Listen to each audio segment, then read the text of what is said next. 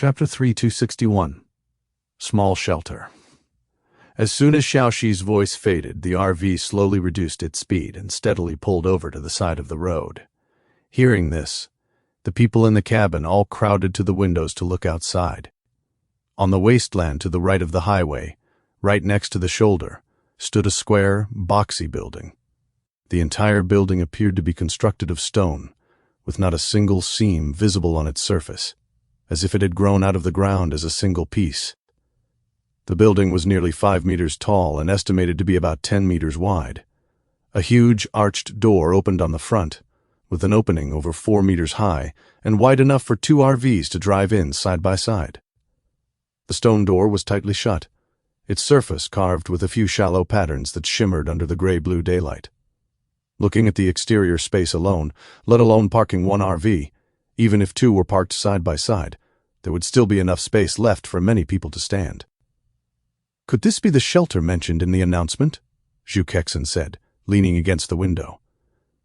"The door is so big, does it mean we're supposed to hide inside with the vehicle? But if we drive the car in, what's the difference from parking outside? Do we still have to get out of the car once we're inside?" Lin Shi said thoughtfully. "The announcement says we must get out of the car to enter the shelter. That definitely has to be followed." Lin Yu chimed in. "It looks so big. I feel like it could hold a lot of people. Do you think there might be compartments or beds inside?" Wu Di's gaze landed on the stone house, and he said directly, "Xiaoxi, scan the internal structure. Commander, due to unknown interference, I am unable to obtain internal visuals." Xiaoxi's answer caused a slight silence in the cabin. Wu Di raised an eyebrow slightly, a bit surprised. With the eye of omniscience combined with the global scanning radar, plus Xiaoxi, he had never encountered an obstacle he couldn't penetrate before. This was the first time a scan had failed. "Even the scan didn't work?" Zhu Kexin clicked her tongue. "This shelter is something else." Lin Shi looked at Wu Di and said, "Big brother Wu Di, should we go in and take a look?" Wu Di nodded slightly and instructed the center console screen, "Xiaoxi, notify 0 to dispatch 1 Xuanjia warrior to go in and scout." "Received, Commander. Order dispatched." Zhu Kexin said, "Almost forgot? We have a fully automated setup now. No need to rush in ourselves. Hey boss, how about giving me a chance to show off next time?" As she spoke, light flickered slightly on the road outside the car window, and Zero's tall, black mechanical figure appeared out of thin air. Immediately after, light flickered again beside it, and a Xuanjia warrior appeared and stepped out, walking steadily toward the arched stone door.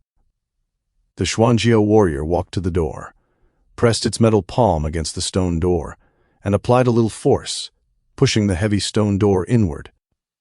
The moment the stone door was fully opened, real-time footage immediately popped up on the center console screen. Xiaoxi's voice also rang out immediately. "Commander, the internal space has been scanned and synchronized to the center console screen." The screen clearly displayed the scene inside the shelter. Just like the exterior, it was made entirely of stone walls, and the floor was made of the same material. The entire space was empty, without any furniture or equipment, just a vast, vacant stone chamber. There was no clutter in sight, nor was there the exclusive supply crate mentioned in the announcement. "That's it?" Zhu Kexin looked at the screen, a bit surprised. "There's nothing inside. It's completely bare. These conditions are too poor. If this is a shelter, where are we supposed to sleep at night?" "What about the supply crate?" Lin Yui immediately found the main point, her little face crinkled. "Didn't the announcement say every shelter has an exclusive supply crate? Why is it empty? Was it taken by someone else?" Su Wanwan, sitting to the side, gently reminded her, "Xiao Yui, the announcement says it refreshes automatically after nightfall. It's still daytime now, so it's not time for it to refresh yet. This might not necessarily be a shelter." "Oh, right," Lin Yu realized, laughing twice. "Sister Wanwan, I forgot. The crate only appears at night." "Hey!" Lin Shi shook her head. Your head is full of supply crates. How come I didn't know you had a greedy streak before?" "Sister, I'm doing this for the team," Lin Yui immediately retorted. "We haven't seen a supply crate in so long, Don't you miss them? It looks quite spacious. Based on this area, it should be more than enough to hold dozens of people, right? Or does it mean we have to drive the vehicle in too? Zhu Kexin said, rubbing her chin and looking serious. Boss, what do you think? How about I go down and scout the path? Just as she finished speaking, Commander Chu Ling, who had been standing silently by the window, took a step forward and looked up at Wu Di. Wu Di, I can go down and check it out in person. Everyone's eyes landed on her. Zhu Kexin raised an eyebrow and looked her up and down. Not bad. You've got guts. Aren't you afraid there might be danger hidden inside? Commander Chu Ling met her gaze, her expression calm, her back straight. In her eyes was the determination and confidence unique to a soldier. She didn't retort, but her demeanor said it all. All right, Wu Di spoke, interrupting their stare-down. Zhu Kexin, you take Commander Chu Ling down to take a look. You got it, boss. Wait for my report. I want to go too. Lin Yui immediately raised her hand. Big brother Wu Di, I want to go in and see too. Wu Di nodded slightly without objecting. Lin Shi and Su Wanwan just looked at each other without saying anything. The three of them immediately opened the door, got out of the car, walked to the entrance of the shelter, and went in one after another. A few minutes later, the three of them returned and pushed the door open to get back into the cabin. Boss, there's a system prompt. Zhu Kexin spoke first. As soon as I stepped through the door, the system interface popped up, saying this is a small shelter and can only accommodate a maximum of 3 people. Why only 3 people? Lin Yu nodded, saying distressedly. It looks big from the outside, but the system only counts it as 3 spots. It seems no matter how big the space inside is, it's useless. There are so many of us. Lin Shi and Su Wanwan looked at each other, both a bit surprised. There are levels, small? Lin Shi frowned. If a small one only holds 3 people, then for the 7 of us, what kind of shelter do we need? Zhao Yu, are there any other prompts? Su Wanwan said softly. No, Sister Wanwan. Just like Sister Zhu, after I went in, I received the prompt for a small shelter, and the prompt that it can only accommodate 3 people. This small one is way too insufficient. It can't even fit half of us. Zhu Kexin shrugged. Looks like we have to keep moving forward and find a bigger one. Wu Di's gaze landed on the image on the center console screen. Xiaoxi, continue forward, Wu Di said, his tone calm. Received, Commander. The RV started up, quickly driving away from the small stone house, and continued at full speed along the black highway again. Shall we go in and spar? Let's see what your strength is like, Zhu Kexin said immediately, looking at Commander Chu Ling. Chapter 362, Meeting Players Again. Shall we go in and spar? Let's see how strong you are, Zhu Kexin said immediately, looking at Commander Chu Ling, her eyes filled with a sense of eagerness. Wu Di glanced at the 2 of them and said calmly, Stop when you've made your point. Stay safe. With those words from him, Zhu Kexin beamed and tilted her chin at Commander Chu Ling. Let's go. Let's spar in the domain space so we don't feel cramped inside the RV. Commander Chu Ling nodded slightly, her expression devoid of any fear. The 2 of them moved, entering the domain space one after the other. I'll go in and watch, just in case you 2 don't know when to hold back, Lin Shi said, following them inside. Lin Yue glanced at Wu Di and immediately chased after Lin Shi. Sister, wait for me. I want to watch the excitement too. Seeing this, Xiaoya also tried to follow on her short legs, but her wrist was gently held back. Su Wanwan crouched down, gently rubbing the little girl's hair with her fingertips, her tone gentle. How about Xiaoya stays here? Don't learn to fight like them. If anything happens, Sister will protect you. The little girl blinked, looked at Su Wanwan, then at the entrance to the domain space, and finally nodded obediently. Wu Di sat in the driver's seat, his gaze sweeping over the 2 of them. He said nothing, but a thought crossed his mind. In this survival world where the weak are prey to the strong, how could one truly avoid violence and conflict? Xiaoya looked soft and delicate, yet before she met them, she had clearly survived alone in the ruins. Crises would only increase in the future. Keeping her protected in a greenhouse forever was not a long-term solution. He glanced at Su Wanwan in the passenger seat, who was watching out the window with Xiaoya. Wu Di pondered for a moment, thinking that when the timing was right, he still had to mention this to her. Not long after, seeing Xiaoya looking sleepy, Su Wanwan helplessly let her go. Xiaoya immediately ran into the domain space on her short legs, showing no signs of the fatigue she had just displayed. The carriage gradually grew quiet, leaving only Wu Di and Su Wanwan. Su Wanwan sat in the passenger seat, keeping an eye on the communication channel and occasionally looking up at the scenery flying by outside the window. Wu Di also opened the communication channel interface, keeping an eye on the messages inside. "Has anyone found a shelter? I've been running all morning and haven't even seen a shadow of one." "Found one? A small one.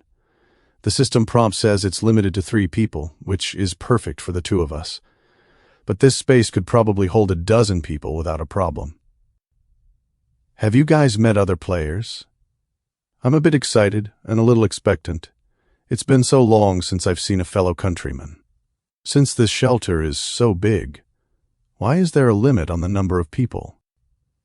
"That seems a bit redundant. Besides, I don't believe any team has 4 or 5 people.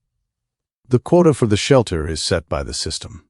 Don't think about squeezing in. A special reminder, we are all from Blue Star. It's already hard enough to survive. Don't kill each other. I just want to know if there are medium or large ones. There's safety in numbers. I don't know what we'll encounter at night." "Who knows?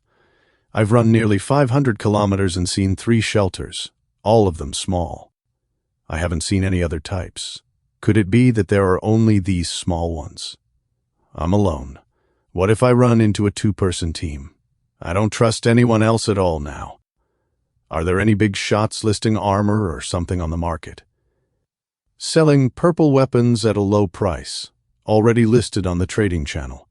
If you need one, go take a look quickly. A great tool for self-defense and survival. With it, you won't be afraid when you meet other players." "Why do you think people are so evil? We don't know what we'll encounter at night. Isn't it better to work together?" "Naive. When it really comes to a life-or-death moment, what wouldn't people do? Most importantly, scavenging is nowhere near as fast as robbing. A bunch of lunatics. I'd like to see who dares to mess with me. If I die, I'm taking someone down with me. Everyone, don't be deceived by this game. Since it's called a shelter, there must be something at night. There's safety in numbers. Our goal should be to unite against external threats. I'm alone, and now I don't even dare to go to the shelter. I have to watch out for the outside and my own people." Watching the content on the communication channel, Wu Di was expressionless. At 3:26 p.m., Xiaoxi's voice suddenly broke the silence in the carriage. "Commander, a shelter has been detected 2 kilometers ahead. A vehicle and 2 players have been detected in the vicinity." Wu Di immediately pulled back his thoughts, his gaze falling on the center console screen. In these few hours this afternoon, they had encountered 3 more shelters, one after another, and without exception, they were all small-scale, only capable of accommodating 3 people. Seeing that the time was approaching 18, Wu Di perked up, hoping that this time it would be different. The center console screen clearly displayed the scene ahead. A stone shelter, identical in style to the previous ones, stood quietly by the roadside. Beside it was parked a dust-covered gray off-road vehicle. 2 tall men were standing in front of the stone gate, looking back and forth, both clutching firearms and vigilantly observing their surroundings. Wu Di's brows furrowed imperceptibly. The firearm in one of the men's hands had a strange shape, the barrel a circle thicker than a standard rifle, clearly not a standard weapon common on Blue Star. "Slow down and pull over," Wu Di ordered. "Received, Commander." "Su Wanwan, Big Brother Wu Di, this shelter looks about the same size as the previous ones. It should be a small one too, right?" "Hard to say." Wu Di shook his head slightly. "Everyone has only encountered small ones so far. No one knows what a large shelter looks like, so we can't miss any of them." Su Wanwan thought for a moment, then looked up at Wu Di. "Big Brother Wu Di, how about I go down and check it out?" Wu Di hesitated for a moment, then said, I'll go with you." At the same time, the two men at the entrance of the shelter heard the commotion and immediately turned their heads. Seeing the high-speed RV come to an instant stop, they immediately hid behind the off-road vehicle. They were originally surprised by the RV's speed and the lack of coordination and how it stopped instantly. As Wudi and Su Wanwan stepped out of the vehicle, their gazes fell squarely on Wudi and Su Wanwan. Their eyes were first guarded, but then a trace of undisguised surprise flickered through. Having entered the survival world for so long, the vast majority of players spent their days rushing about and fleeing for their lives, covered in either dust or stains. No one cared much about their own appearance. But the two people before them were ridiculously clean. The man had a tall, upright figure, wearing sportswear that was clean and tidy, without a single wrinkle or stain. Even his hair was neatly groomed, not a strand out of place. The girl beside him seemed even more out of place, wearing a neat JK uniform, a white shirt paired with a plaid skirt. Her long hair was smooth, her skin fair, and standing on the barren gravel ground, she was completely at odds with the dilapidated surroundings. The two men subconsciously tightened their grip on their guns. "Who are you people? We found this place first." The man on the left with a buzz cut spoke, his tone filled with obvious wariness. Chapter 363, Time is Ticking. Su Wanwan took half a step forward, her voice soft yet clear. "Excuse me, is this a small shelter?" As soon as these words were spoken, the vigilance of the two people opposite them deepened, and they exchanged glances. The bearded man on the right said in a deep voice, "So what if it is? A small shelter can only accommodate 3 people. We 2 have already taken 2 spots, and the remaining one isn't enough for you to split. I advise you to hurry up and search ahead. You might still catch another one. Don't waste your time here." Wudi's expression was calm as he spoke indifferently. "We are only going in to confirm the scale.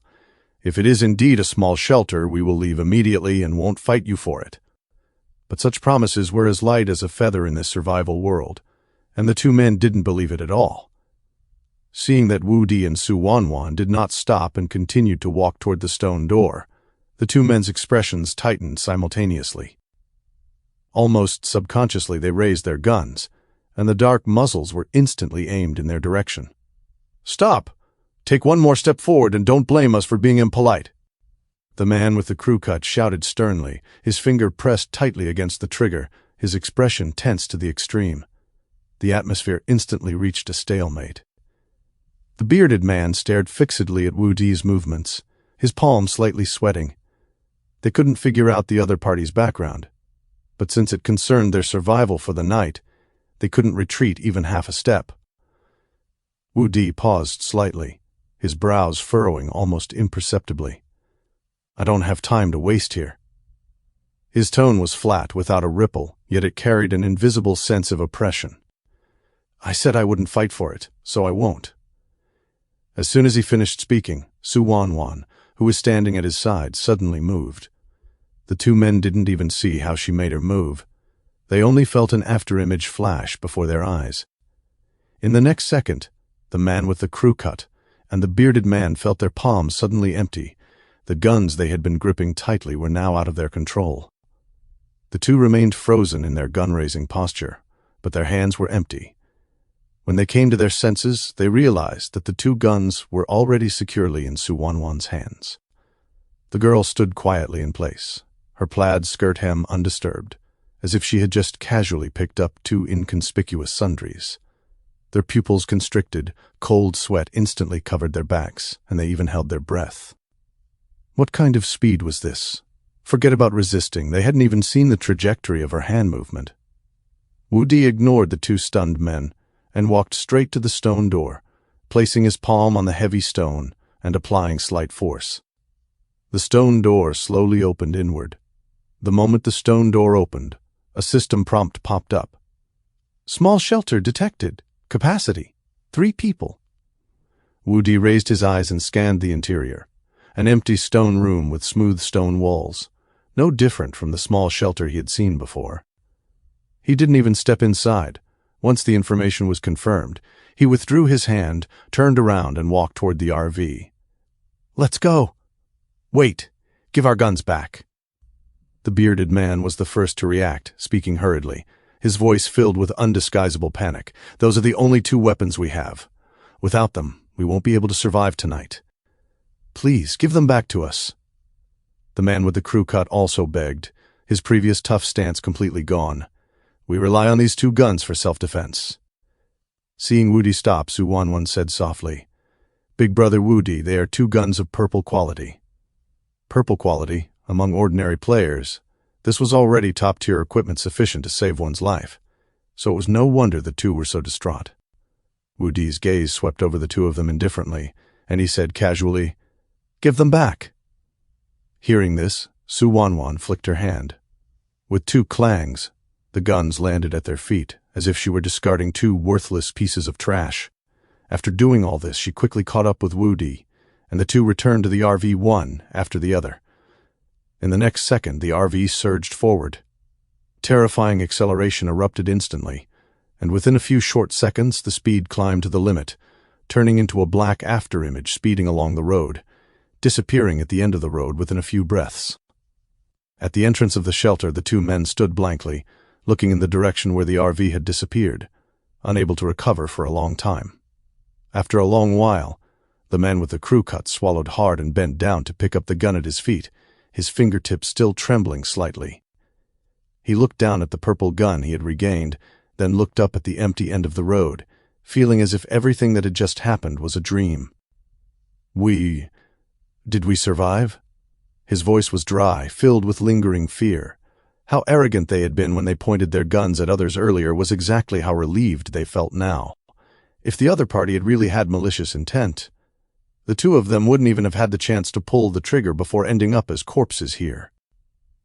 The bearded man also crouched down to pick up his gun, his fingers stroking the cold gun body, his eyes full of shock. "Tell me, what is the background of these 2 people?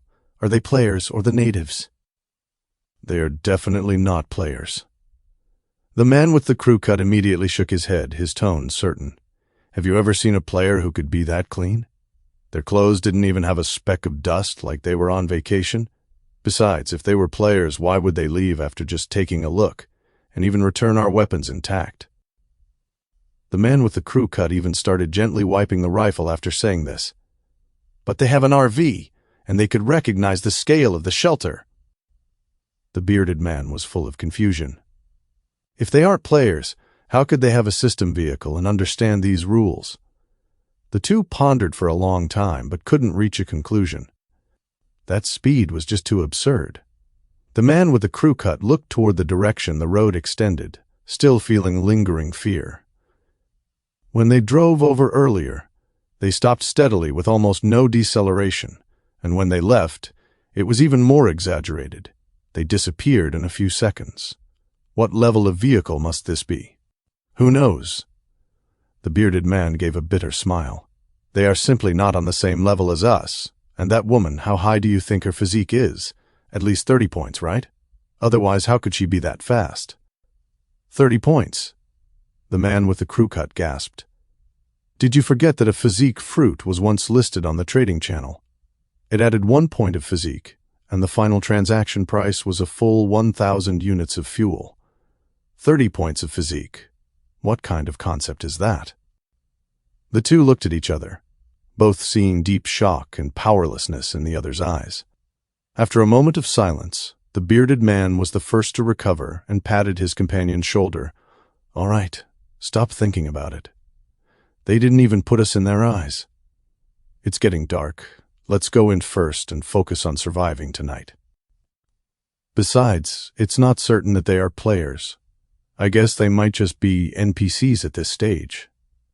The man with the crew cut nodded, gripped the gun in his hand, took one last look at the end of the road, and followed his companion into the shelter.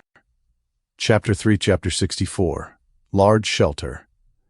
The inside of the RV was somewhat stuffy. Su Wanwan sat in the passenger seat, her gaze occasionally glancing at the time ticking on the center console screen, her voice carrying a trace of imperceptible anxiety. "Big brother Woody, it's almost 17. We still haven't found a suitable shelter."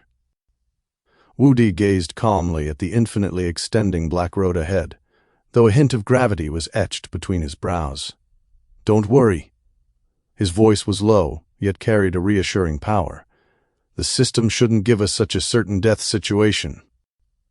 Su Wanwan gave a soft, said nothing more, and simply cast her gaze out the window again.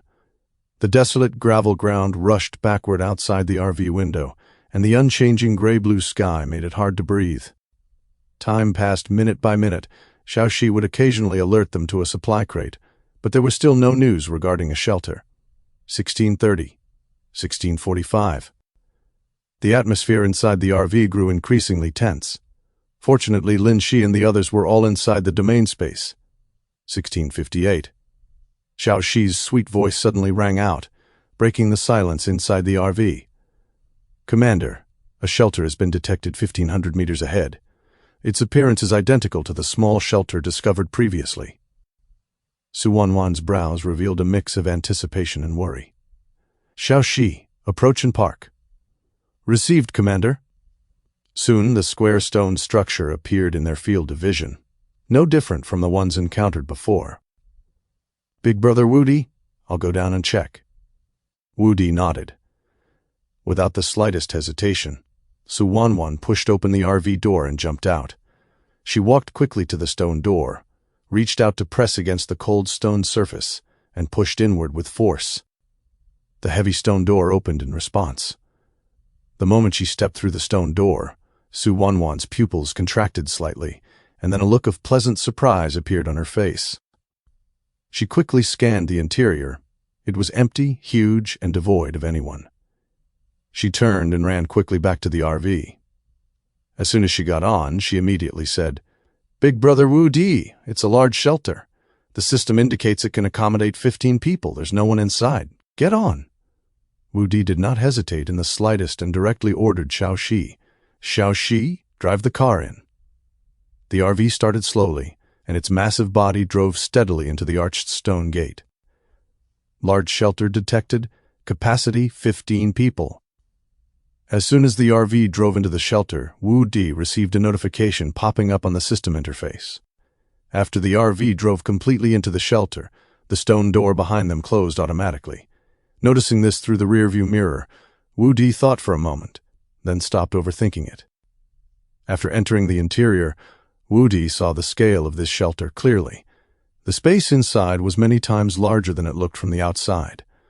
The height exceeded 10 meters, and the width was astonishing. The ground was level, and the four walls were of the same stone structure, feeling excessively empty. Not to mention parking one RV, even cramming in 10 would likely be more than enough. Wu Di looked around, feeling slightly more at ease. This place was big enough, and enough to accommodate all of them. "Go to the domain space and notify the others to get the supplies ready. We'll spend the night inside the shelter tonight," Wu Di instructed.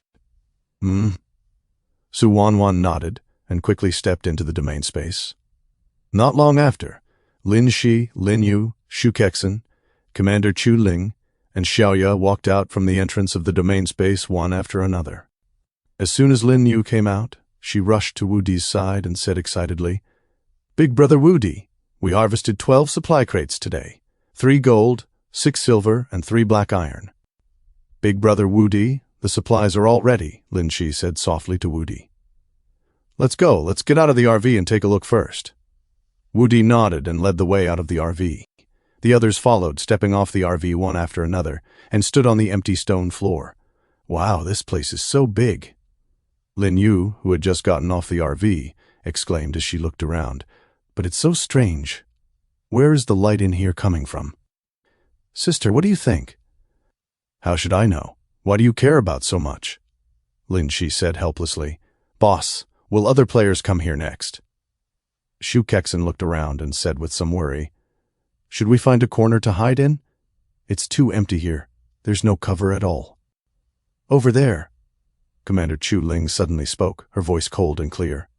She raised her hand and pointed to a corner inside the shelter. Everyone's gaze followed the direction of her finger. "That position has the stone wall at its back, and there is enough space on the left and right to observe. If the RV is parked there, it can block the line of sight from the gate direction and also serve as cover. If there is an attack, The RV and the stone wall can form a crossfire point? Commander Chu Ling analyzed clearly, her tone calm yet carrying a unique decisiveness. Why didn't you say that just now? You just have to steal my thunder, don't you? Shu Kexen rolled her eyes at Commander Chu Ling. Lin Shi chuckled and said, Sister Shu, what Commander Chu Ling said is right too. All right, Cheeksy, it looks like I'll have to deal with you too. Shu Kexen immediately crowded next to Lin Shi and started making a fuss. Wu Di looked at them with surprise, then scanned the corner position Commander Chu Ling had mentioned, and nodded slightly. We'll do as Commander Chu Ling said. All right, boss, I'll have Xiao Shi drive the car over. Shu Kexen hurriedly jumped onto the RV, and then the RV slowly drove toward the corner designated by Commander Chu Ling and parked steadily. This position was indeed excellent. It could observe the situation at the shelter gate in the first instance, and it could also use the RV's massive body as cover to guard against unknown dangers that might come from inside the shelter. Big Brother Wu Di, I'll go prepare dinner. After finishing, Lin Shi went straight into the RV. Su Wanwan hesitated for a moment, but still followed Lin Shi. Xiaoya immediately followed Lin Shi and Su Wanwan with her short little legs. Whenever it came to eating, she seemed more enthusiastic than anyone else. Lin Yue didn't pay attention to Xiaoya, but instead crowded next to Wu Di, hugged his arm and whispered, Big Brother Wu Di, Commander Chu Ling is so strong. She and Sister Zhu were fighting back and forth. I reckon even I, my sister and Sister Wanwan, might not be able to beat her. Hearing Lin Yu's words, Wu Di frowned. The physique attributes of Lin Shi and the others, after being strengthened and amplified by the life and death together contract, were basically around 170, while Shu Kexen's physique attribute was slightly stronger, at around 190. Is this Commander Chu Ling really that strong? Big Brother Wu Di, Sister Zhu told me that while Commander Chu Ling's physique attribute is definitely not as high as hers, her combat experience is far superior. Hearing Lin Yue's words, Wu Di finally realized, that's right, they were all just ordinary people before. It was only after coming to this survival world that they learned how to fight. Even he himself had previously fought based on instinct and had never systematically learned anything. It was only after obtaining a few skill books that he could be considered to have certain combat techniques. On the other hand, Commander Chu Ling was already a high-end combatant in their world. Boom. Just then, a heavy grinding sound suddenly came from the direction of the shelter's gate. Lin Yu and Commander Chu Ling paused their movements and immediately turned to look. They saw that heavy arched stone door being slowly pushed open from the outside by someone. Chapter 365, Eve of the Dark Tide. Wu Di, Lin Yu, and Commander Chu Ling stood beside the RV, their gazes fixed on the direction of the shelter entrance. There was a hint of curiosity and vigilance between Lin Yu's brows, while Commander Chu Ling maintained a posture as upright as a soldier's, her hands hanging naturally at her sides, fingertips slightly tensed, constantly monitoring the ever-changing movements outside the door. The heavy stone door was slowly pushed inward, and a figure stumbled in, then hurriedly took half a step back. It was a young man in his early 20s, his hair disheveled, covered in dust and grease, his clothes tattered, worn, and torn in many places, looking exceptionally disheveled. The moment the young man saw the three people in the room, his pupils constricted sharply. He had completely not expected that there were already other people here. After a brief moment of distraction, he hurriedly turned and rushed to the door, shouting in a hoarse and panicked voice, "Bosses, the nighttime is almost here. I searched for a long time to find this place. I don't have anything valuable on me. I just want to survive the night safely. Please don't do anything to me." Lin Yu couldn't help but chuckle. "Big Brother Wu Di, do we look like bad people?" After looking the three of them up and down, she said solemnly, "Only Commander Chu Ling looks serious. Big Brother Wu Di and I clearly look very easygoing and not scary at all." Wu Di did not respond to her joke, his tone flat as he spoke toward the door. "Come in." The young man hesitated for a moment, then carefully pushed the door and walked into the stone room. He looked around the environment nervously and hurriedly thanked them in a low voice. "Thank you, bosses. I'll drive the car in immediately. I'll be well behaved the whole time and will never disturb you." After speaking, he walked quickly out of the stone door. Soon the roar of an engine sounded outside, and a modified pickup truck slowly drove into the interior of the shelter. The young man parked the vehicle in a corner on the other side, parking it close to the stone wall in the same way Wu Di's group had parked their RV, then shrank behind the vehicle body and spoke from afar. "I'll just stay here until dawn and leave as soon as the time is up." "Are we really that scary?" Seeing this, Lin Yu said softly to the silent Commander Chu Ling. Seeing that the other party did not respond, she glanced at Wu Di, then raised her voice toward the young man. "Stay at ease. As long as you don't stir up trouble, we definitely won't make things difficult for you." She turned her head to look at Wu Di, but saw that Wu Di had already withdrawn his gaze and was walking toward the RV. "Let's go eat." "Oh, eating." After speaking, she followed Wu Di, who had turned and was walking toward the RV. Commander Chu Ling followed quietly behind the two, without saying a word. Back inside the vehicle, Shu Kexin and Xiaoya were already waiting by the sofa. Seeing the three return to the vehicle, Shu Kexin spoke immediately. "Boss, little Yu, come and eat." "Jixi said time is tight, so let's eat something simple today." Lin Shi walked over with a few bowls of noodles and nodded gently. "I don't know what the situation is today, so let's eat something simple. Whatever you want to eat, I'll prepare it for you tomorrow." "Sister, this is also delicious." Xiaoya held a large bowl and ate while talking, her words a bit slurred. Everyone did not delay, and quickly finished their meal, tidied up efficiently, and walked down from the RV together. At this time, the young man on the other side was leaning against his pickup truck, his heart filled with shock. Along the way, he had seen too many players who plundered each other and were constantly on guard. But the three people just now were dressed cleanly and neatly, their expressions calm and indifferent, and there seemed to be no malice in them at all. This kind of abnormal atmosphere only made him feel that it was illusory and unreal, especially since the opposite side was a three-person team. How long had it been since he heard of a three-person team? Except for the last stage, the three-person teams heard earlier on the communication channel seemed to have mostly died. How did this team dare to do this? Lin Shi and Su Wanwan spread out some clothes on the ground, and everyone sat down on the floor casually, waiting quietly for the night to descend. The huge, empty stone room was exceptionally quiet. Shu Kexin glanced at the time and asked casually, "Boss, it's about to be 18. Do you think other players will come, and will there be a fight here tonight?" Lin Yu rested her chin on her hand and replied, "This large shelter can accommodate 15 people, and the space is so spacious and empty. There should be more people coming, right? Basically, all the players in the communication channel have already waited in the shelter in advance for the night to descend." Su Wanwan added casually. As soon as she finished speaking, Wu Di raised his hand to signal everyone to be quiet. Everyone instantly restrained their expressions and looked in unison toward the heavy shelter door. Boom! The dull, heavy sound of the stone door rubbing against the floor resounded through the entire stone room again. Hasty and rough shouts came from outside the door. "Hurry in! Damn it, it's a good thing there is still a shelter here. If we were any later, we would be done for. Who knows what kind of things we'll encounter outside at night." One person pushed open the stone door and walked into the room, while another followed closely behind to control the vehicle. Accompanied by the ear-piercing roar of an engine, a modified off-road vehicle with heavy iron armor installed all over its body and a heavy machine gun mounted on the roof drove straight into the stone room. The man who pushed the door open first scanned the entire shelter wantonly, looking back and forth between the RV and the pickup truck. The middle-aged man in the car curled his lips into a smile and poked his head out. "I didn't expect there to be people here already. It really is fate."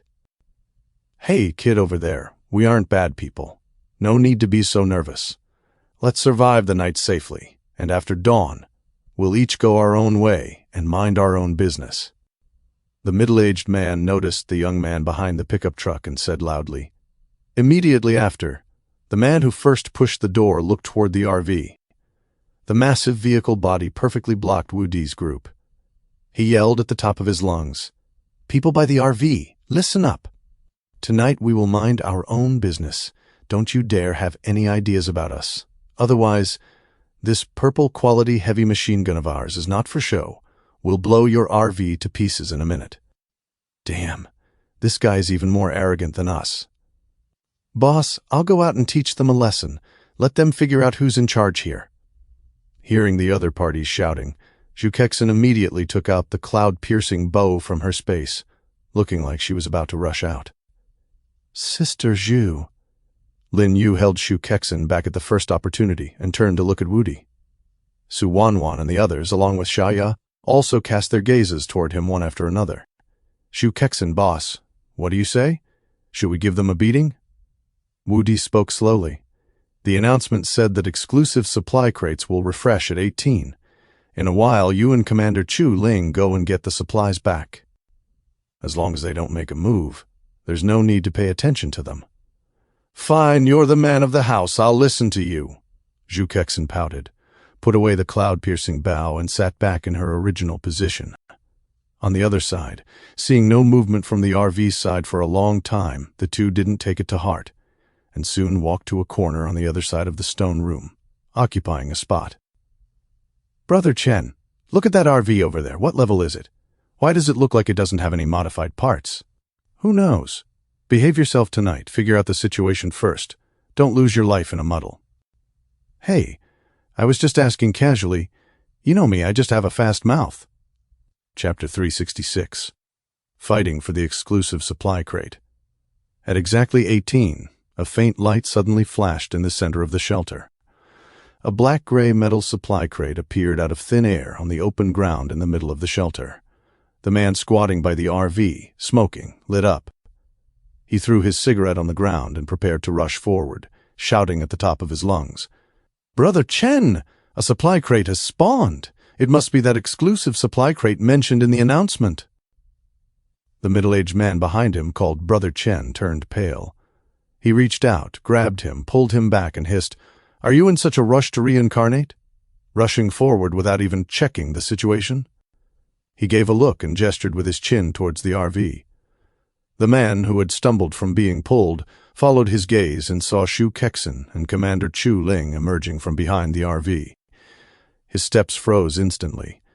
The young man huddled behind the pickup truck in the corner saw this, and his pupils constricted sharply. This Zhu Kexin was someone he hadn't seen before. Adding her to the Wu Di, Lin Yue, and Commander Chu Ling he had seen earlier, this team actually had 4 people. His heart sank and regret surged. How can this be? They're actually a 4-person team. I won't get dragged into their mess tonight, will I? Zhu Kexin had already walked up to the supply crate and was bending down to collect it when she heard the middle-aged man shout from afar, "Little girl, it wouldn't be very appropriate for you to take that crate, would it? I advise you not to reach for it." Zhu Kexin straightened up and saw the 2 men aiming rifles at them. She sneered, "What? You think you can scare me with those 2 pieces of junk in your hands? I don't scare easily." "What's with all this talk about robbing? That's such an ugly way to put it." The middle-aged man held his gun and moved forward cautiously. "This crate spawned in the shelter, so it belongs to everyone. You 2 girls can't just hog it all, right? Little brother over there, don't you agree? You have a share in this too."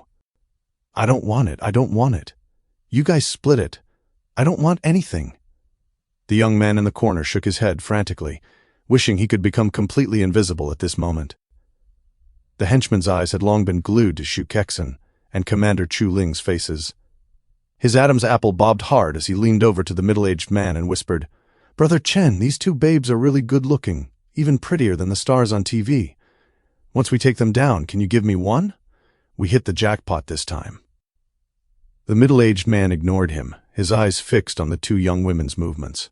He muttered, keeping his voice low, "Get closer in a bit. Remember to use your talent to control them first. Once we take them down, you'll get your fair share." The 2 men moved closer and closer.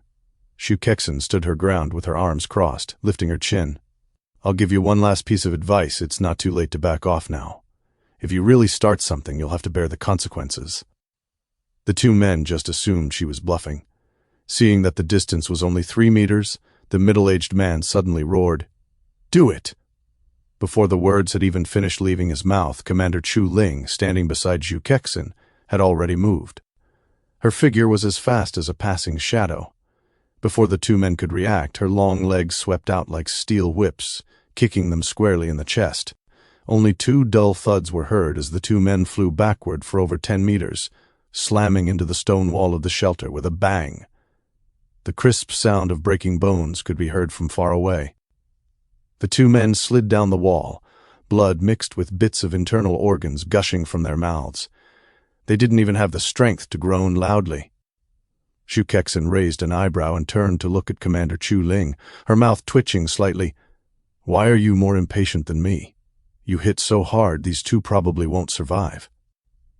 After saying this, she reached out and patted Commander Chu Ling's shoulder, her eyes filled with clear admiration. "But that was clean. I like it. From now on, I approve of you." Commander Chu Ling's face remained expressionless. "Anyone who targets me shouldn't expect to live." Zhu Kexin didn't rush to collect the supply crate. Instead, she leaned toward Commander Chu Ling, nudged her with her elbow, and asked with a mischievous grin in a low voice, "Hey, what if our boss targets you? If one day the boss asks you to warm his bed, will you kick him away too?" She winked, her tone full of pride. "You can't even beat me, let alone the boss. What will you do then?" Commander Chu Ling glanced toward Wu Di's direction, her tone calm. "If Mr. Wu Dai has any needs, I will cooperate at any time." Zhu Kexin was stunned, nearly choking on her own saliva. "Holy crap! You're serious? Are people from where you came from all this direct?" Commander Chu Ling didn't reply, standing there expressionless. Zhu Kexin rubbed her nose, bent down to collect the supply crate, and muttered, "Even if there's bed warming to be done, you have to get in line. There's no way it's going to be your turn before mine." After speaking, she walked over to the two men who had only one breath left. Looking down at them, coughing up blood, she shrugged. "I said you'd have to bear the consequences. Since you didn't listen, don't blame us." The middle-aged man's eyes widened. He reached out to point at her, blood bubbling from his mouth, unable to say a single word. Zhu Kexin had no interest in watching dying people anymore. She turned and gestured with her chin to Commander Chu Ling. "Let's go. Let's see if they have anything good in their car. Don't let it go to waste." Commander Chu Ling followed her toward the RV without a word. Zhu Kexin opened the car door and rummaged for a long time, but found nothing. She couldn't help but grumble, "Damn, are they this poor? Did they stuff everything into their personal space?" She walked around the car, hesitated for a moment, but ultimately decided not to dismantle the car directly. She closed the car door and waved her hand. "Forget it, let's go back first and see what the boss says." Behind the RV, Lin Yu watched Zhu Kexin approach and spoke in a light tone. "Sister Zhu, were those two the ones who started it? Were they strong? Can you let me handle it next time?" She was talking to Zhu Kexin, but her eyes were secretly glancing toward Wu Di. Seeing that Wu Di didn't react, she blinked and changed the subject. "Sister Zhu, what does the shelter's exclusive supply crate look like? Take it out and show me." "Little you. Sister Zhu will take you for some practice later, and I'll let you handle it next time. When you encounter these bad guys, you must never go soft on them, understand?" Commander Chu Ling can also teach you. She was the one who acted just now, that clean, decisive style of hers," Zhu Kexin said while taking the black-gray supply crate out of her personal space and placing it on the ground. "Here, it's this one. The system prompt says it's called a large shelter exclusive supply crate." Sister Zhu, that's a deal." Lin Yu stared at the supply crate with bright eyes, then turned to look at Lin Shi. "Sister, hurry. I've already applied the buff to you. Open it quickly and see what good things are inside." Lin Shi nodded slightly, glanced at Wu Di, and then took 2 gold-quality supply crates out of her personal space. She placed them side by side with the exclusive crate on the ground. With a slight movement of her fingertips, the 3 crates were opened one after another. Chapter 367, Exclusive Harvest. Lin Shi displayed the loot from the exclusive supply crate one by one before everyone. "Big Brother Wu Di, These are the items obtained from the exclusive supply crate. Large Shelter Reinforcement Blueprint. Exclusive item. After use, it can temporarily increase the shelter gate's durability for 12 hours. Usage requirements: 100 units of metal block, 10 units of quantum essence. Shadow Dispersal Ammunition. Exclusive item. Times 500. Universal ammunition that deals extra damage to shadow creatures and is compatible with most firearms and vehicle-mounted weapons. Dark Tide Resistance Potion. Exclusive item. Times 15. After consumption, it reduces Dark Tide erosion damage for 30 minutes. Temporary Shielding Coating. Exclusive item. Times 5. After use, it forms a special coating on the vehicle surface, making it unaffected by the Dark Tide for 30 minutes. Night Patrol Vehicle Modification Manual. After use, it permanently modifies the current vehicle to the Night Patrol standard. It is basically immune to Dark Tide interference with vehicle power and electronic equipment. Occupants are unaffected by low-concentration Dark Tide, allowing for stable, full-speed travel at night and safe traversal through low to medium-concentration Dark Tide areas. After modification, it is equipped with a high-definition night vision array, increasing night visibility distance by 200% and automatically marking life forms and energy reactions within 100 meters.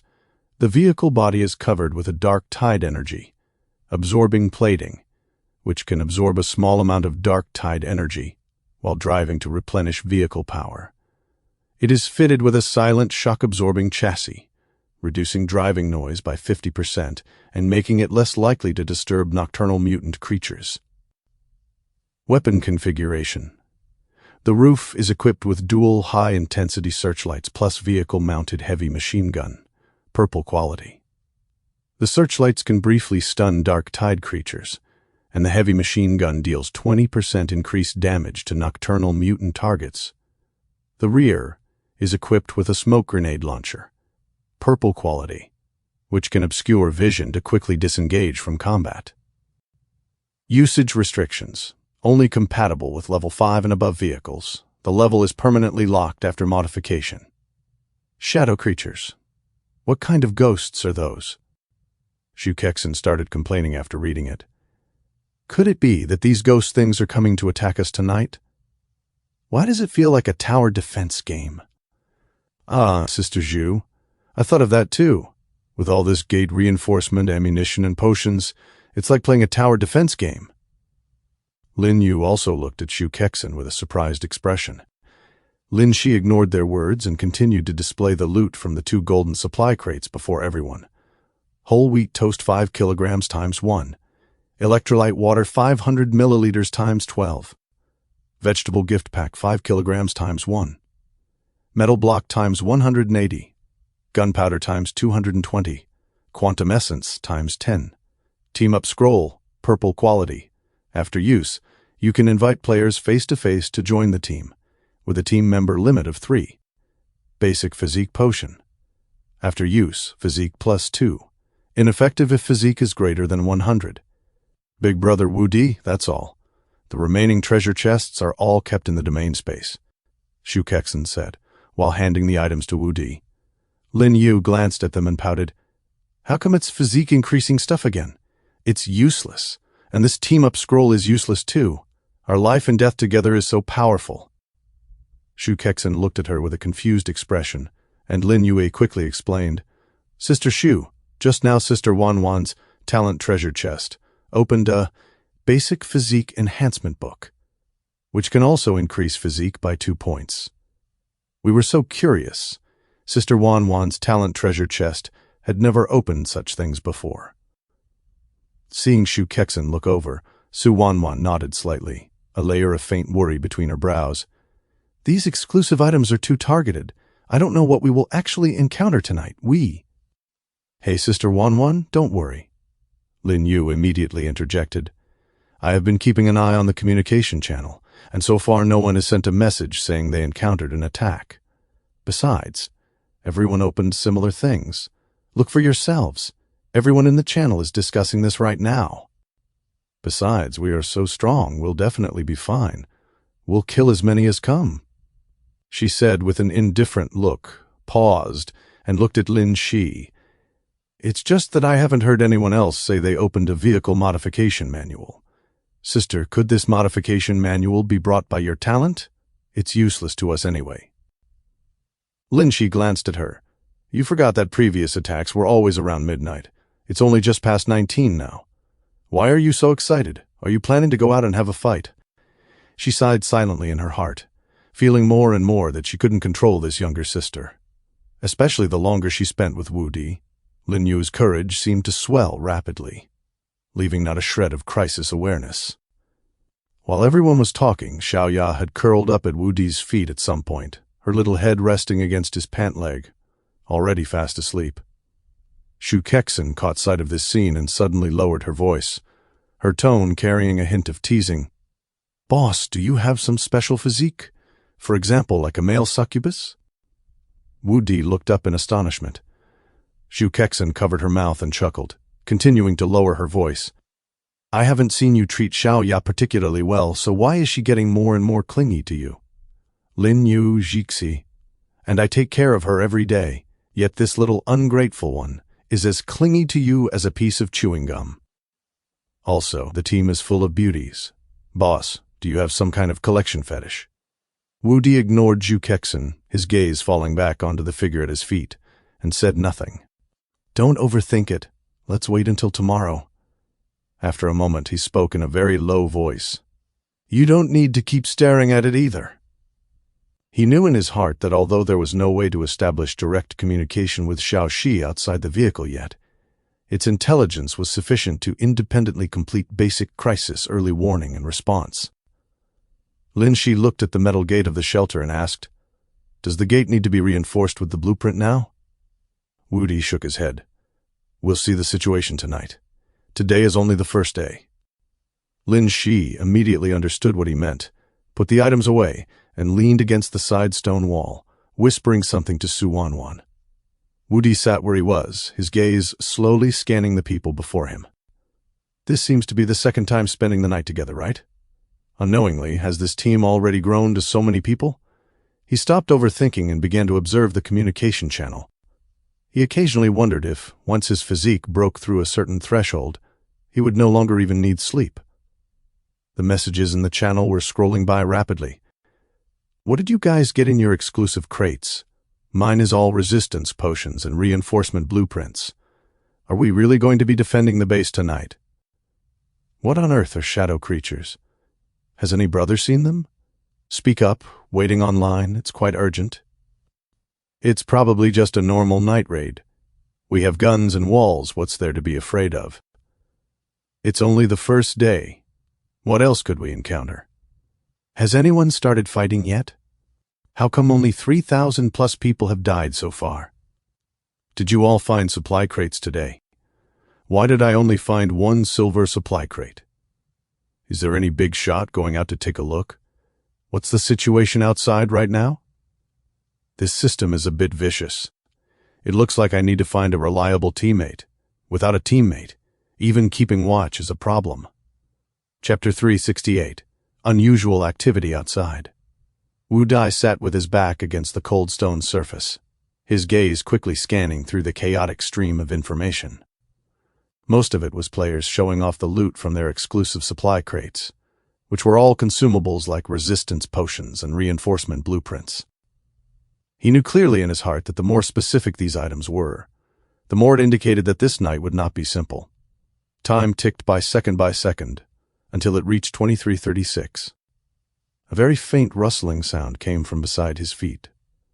Wu Di looked down and saw Xiaoya rubbing her eyes as she sat up, her bangs messy from sleep. She looked around blankly, and seeing that everyone else was asleep, she quietly scooted over, inching her way to sit beside him, her small shoulder gently brushing against his arm. Brother, she tilted her face up, her voice lowered but filled with a stubborn earnestness. I can fight too, I'm not a child. Wu Di looked down at her. The young girl's eyes were still hazy from sleep, but her tone was exceptionally firm. Just stay put. It's not your turn to get on the field. Xiaoya bit her lower lip, as if she had expected him to say that. Her little face flushed red, and after holding it in for a long time, she said in a small voice, yet very firmly, "I'm really not a child. I'm already 17. Wudi raised an eyebrow, genuinely surprised. He looked the person in front of him up and down, a slender, fragile frame, a palm-sized face, and a height that barely reached his chest. No matter how he looked at her, she only appeared to be 13 or 14. From the time they found her until now, everyone had assumed she was just a growing child, and no one had specifically asked her age. He hadn't expected her to already be 17. I didn't have enough to eat for a long time before, so I grew slowly. Seeing his surprised expression, Xiaoya quickly added, "Brother, I'm not lying to you."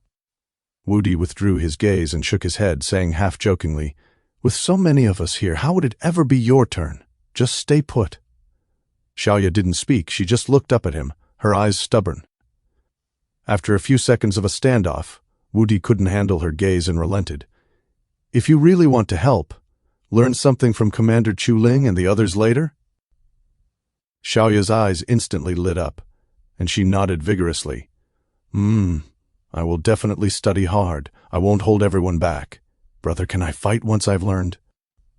Wudi didn't look into the young girl's eyes, but simply nodded.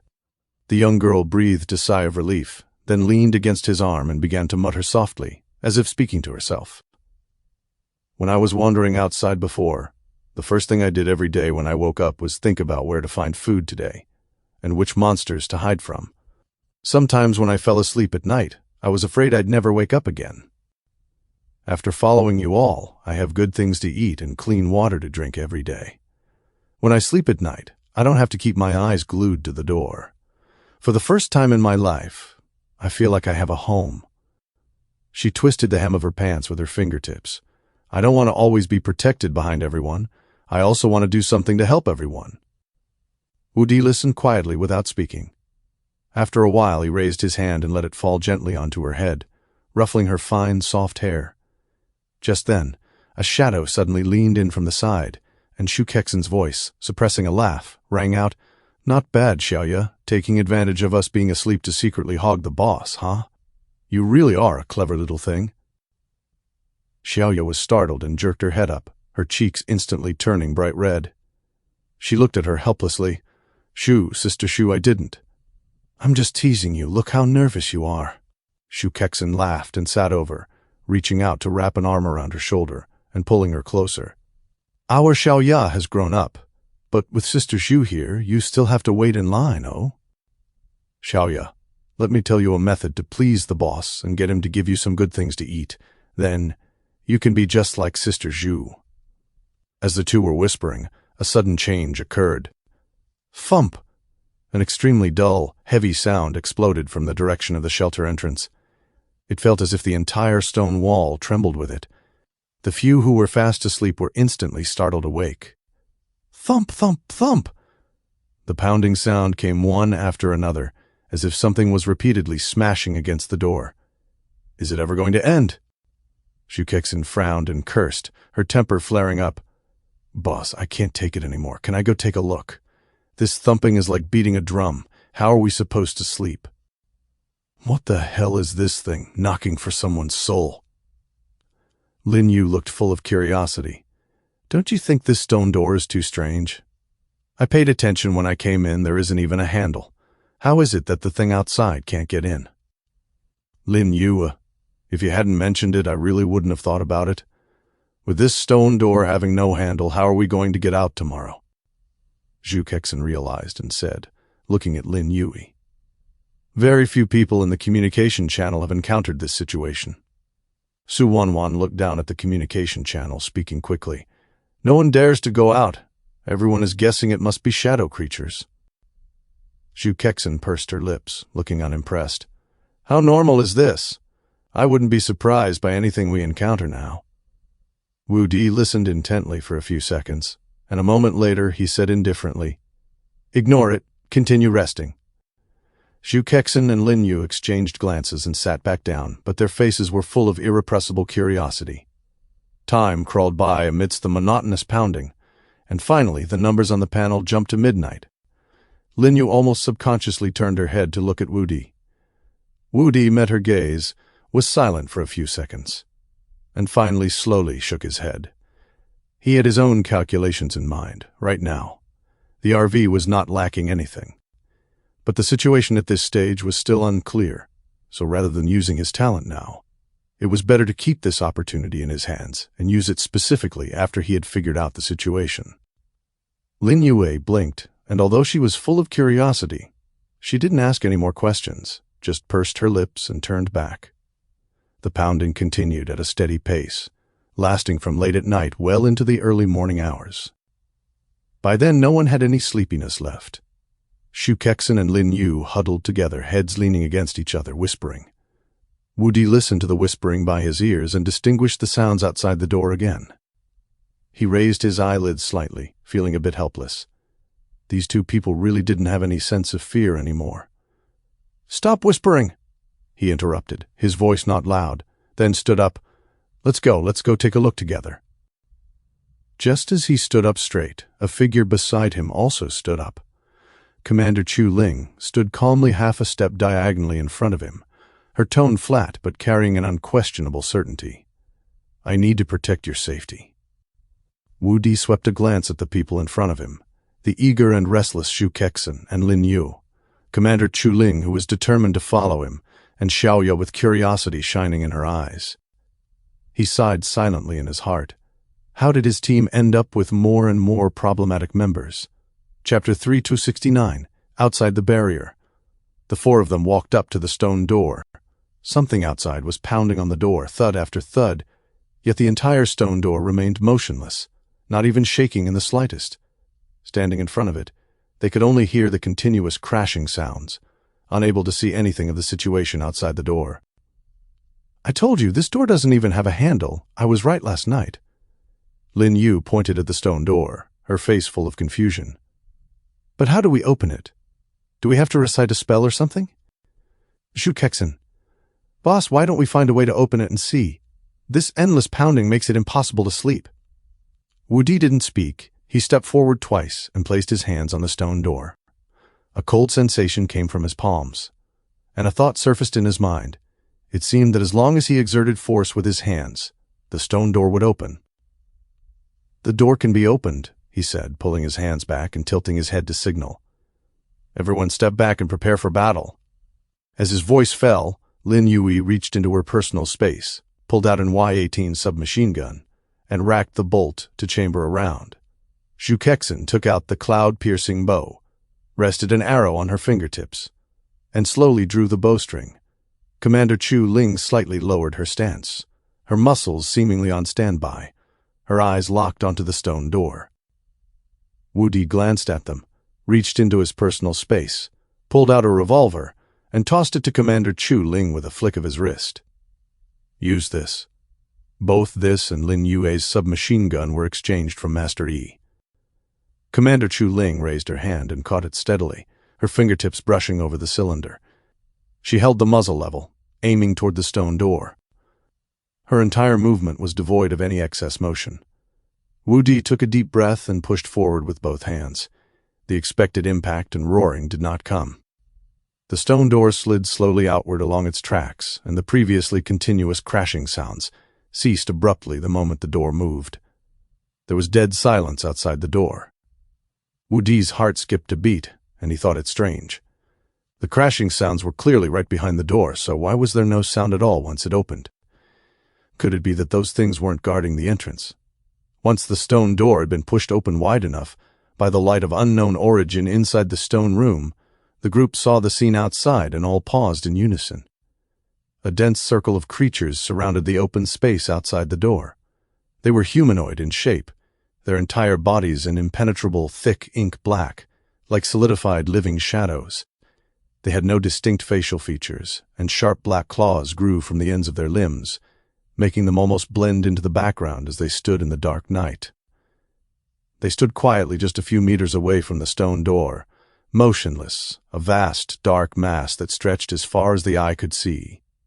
Wu Di's brow furrowed slightly. Were these things actually this disciplined? They had been pounding on the door so hard it shook the earth, but now that the door was open, they weren't rushing in. Just as the thought crossed his mind, The shadow creatures in the front row suddenly let out a sharp, piercing screech, and the shadows around their bodies surged and expanded violently. The entire group seemed to have had a switch flipped, and they rushed toward the stone door like a tide, their sharp claws cutting through the air, creating a faint whistling sound. "Open fire," Wudai ordered in a low voice. Almost simultaneously, Lin Yu's submachine gun rang out first. Bullets swept into the horde of monsters in strings. But a strange scene occurred.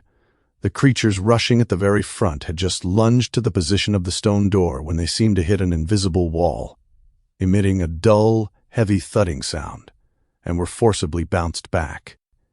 The subsequent monsters kept crashing into it one after another, the thudding sounds merging into one, exactly the same as the crashing sounds they had heard inside the shelter. "Holy crap, there are so many," Shu Kexin cursed, immediately put away the cloud-piercing bow, reached back to pull out a double-barreled shotgun, and fired a shot as she raised it. Amidst the roar, the lead pellets swept out in a fan shape, and the shadow creatures directly in front were scattered into black smoke, dissipating into the air. The sound of gunfire completely merged into one continuous barrage from then on. Commander Chu Ling stood on the far side, her left hand steadily supporting her right wrist, the sound of her judgment revolver steady and rhythmic. Her expression remained calm and unruffled from beginning to end. Every time she pulled the trigger, she precisely hit the core of a monster's head. She didn't miss a single shot, and her breathing rhythm didn't even falter by the slightest bit. Lin Yu held the trigger down, and wherever her bullets swept, a patch of shadows dissipated. Her cheeks were flushed with excitement, and the more she fought, the more spirited she became. As Shu Kexin fired, she would occasionally throw in a few sarcastic remarks. This shooting match from behind the barrier lasted for a full 30 minutes. As the final gunshot rang out, the open space outside the door was empty. After all the shadow creatures were defeated, they turned into black smoke and dissipated, not even leaving behind half a corpse. Only the faint smell of gunpowder lingering in the air proved that the fierce battle that had lasted for half an hour was not an illusion. Wu Di withdrew his gaze and swept it across the three people beside him. "Are you all okay?" Shu Kexin blew on the non-existent smoke from her gun barrel and grinned. "Small fry. It's just that the bullets are being used up a bit fast. It's like harvesting chives. As soon as one batch is cut down, another pops up." She turned her head, intending to tease Lin Yu a little, but the words died on her lips. Lin Yu was still standing in place, maintaining the posture of holding her gun. Her face was pale, the excitement from just moments ago completely gone. Her eyes were glazed over, her expression indescribably strange, and she looked as if all her strength had suddenly been drained away. "Xiao Yu?" Just as Shu Kexin took half a step forward, Lin Yue suddenly turned around, rushed to Wu Di in a few steps, reached out, wrapped her arms around his waist, and buried her face deep in his chest. The next second, repressed sobbing came from her, and her shoulders shook violently. Wu Di's body stiffened for a moment. He raised his hand, hesitated for a few seconds, and finally let it fall gently onto her back. He didn't speak, just letting her hold him and cry. After crying for a good while, the sobbing gradually stopped. Lin Yu looked up, her eye sockets red, her cheeks flushed to the point of bleeding, and she stuttered, "Big brother Wu Di, I just... Hey, Xiao Yu, it's no big deal." Shu Kexin walked over and patted her shoulder, her tone relaxed. "You were just wound up for too long and suddenly let it all out. Don't overthink it. Besides, would the boss ever have the heart to say anything to you?" Shu Kexin winked at Lin Yu, and only then did Lin Yue compose herself. By this time, the stone door had already automatically closed again. When the group returned to the rest area behind the RV, Lin Shi and Su Wanwan were already waiting there. Lin Shi reached out to support Lin Yue as she walked over.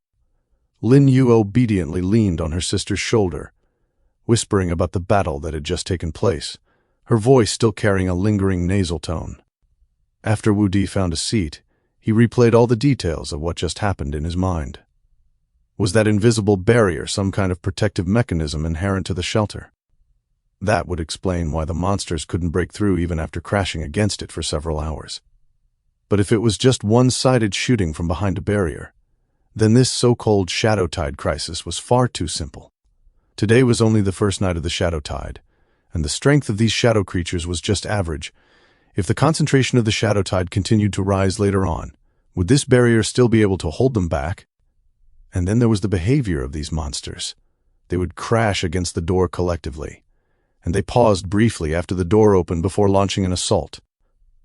It faintly hinted at organization. They didn't seem like mindless creatures at all. Meanwhile, in the shadows on the other side of the passage, in the corner where the pickup truck was parked, the young man who had been hiding all this time was curled up beside the rear wheel of the pickup truck, shaking like a sieve, his clothes soaked through with cold sweat on his back. Chapter 370. Jealousy. He had only dared to peek out after hearing movement in the passage, watching helplessly as Wu Di led 3 women toward the stone door.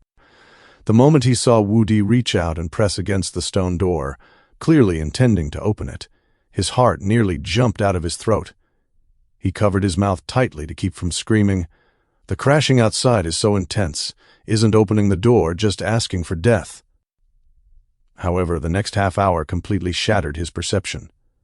Those 3 impossibly beautiful women, one was firing wildly with a submachine gun, another was blasting away with a shotgun, and the third, who looked cold and aloof, was absurdly accurate. The 3 of them fired at the outside for over half an hour. Is ammo free? What kind of family is this? He hid behind the wheel, not daring to even breathe, and even long after the gunfire stopped, he remained slumped against the tire, weak all over and shaking uncontrollably. The only thought in his mind was to leave first thing tomorrow morning, and get away from this abnormal group as soon as possible. There was no further movement during the second half of the night. After the shadow creatures were cleared out, the area outside the door returned to absolute silence. The young man behind the pickup truck huddled by the wheel, eyes wide open until the sky began to brighten. His cold sweat dried and dampened repeatedly, his mind filled with the dense tongues of fire and the seemingly endless, free-flowing gunfire from the night before. Time had just slipped past 6 in the morning. Gritting his teeth, he crawled up, limbs weak, and slipped into the driver's cab. He kept his breathing extremely shallow, his movements as he turned the car key slow as a slow-motion sequence. The engine emitted a very low, muffled sound. He immediately cranked the steering wheel and sped out of the shelter passage without looking back, as if evil ghosts were chasing him. Shu Kexen entered the RV, yawning, only to find the corner already empty. Whoa, ran away pretty fast. She crossed her arms and raised an eyebrow. Lin Yu, come look. That kid slipped away before dawn. He must have been scared by you last night. The crazy way you were acting. Lin Yu looked puzzled. Is it really that serious? We didn't do anything to him, and we even indirectly saved his life last night. It's like we're man-eating monsters. Probably got scared out of his wits by the spectacle last night. Shu Kexen scoffed. He's never seen the world. He couldn't even handle that little bit of firepower. Inside the RV, Wu Di listened to their complaints without much comment, simply instructing the air in a calm voice. Xiaoxi, let's go. The RV started smoothly, slowly driving out of the shelter and into the wilderness. Wu Di sat by the window, his fingertips scrolling through the regional communication channel. The channel was even livelier than last night. Most players were chatting about the dark tide attack. Some were grateful their shelter barriers were tough enough, but no one mentioned opening their doors last night, nor did anyone talk about the monsters outside. He scanned the messages rapidly until Lin Shi brought over the heated meal and placed it on the coffee table. Time to eat. They gathered around, and Lin Yu took a bite of bread, suddenly remembering something.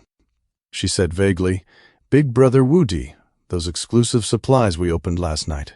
The shadow dispersal ammo, resistance potions, and shielding coatings. Can you hand them over to me? Lin Shi looked up at her. What do you want to do? Oh, sis, think about it. These things aren't really useful to us. Lin Yu waved her hand, looking shrewd. The further we go, the stronger the dark tide gets, and consumption will definitely increase, so the prices will surely go up. Our damage output is already overflowing, and keeping them just takes up space. We might as well flip them and trade for other good things."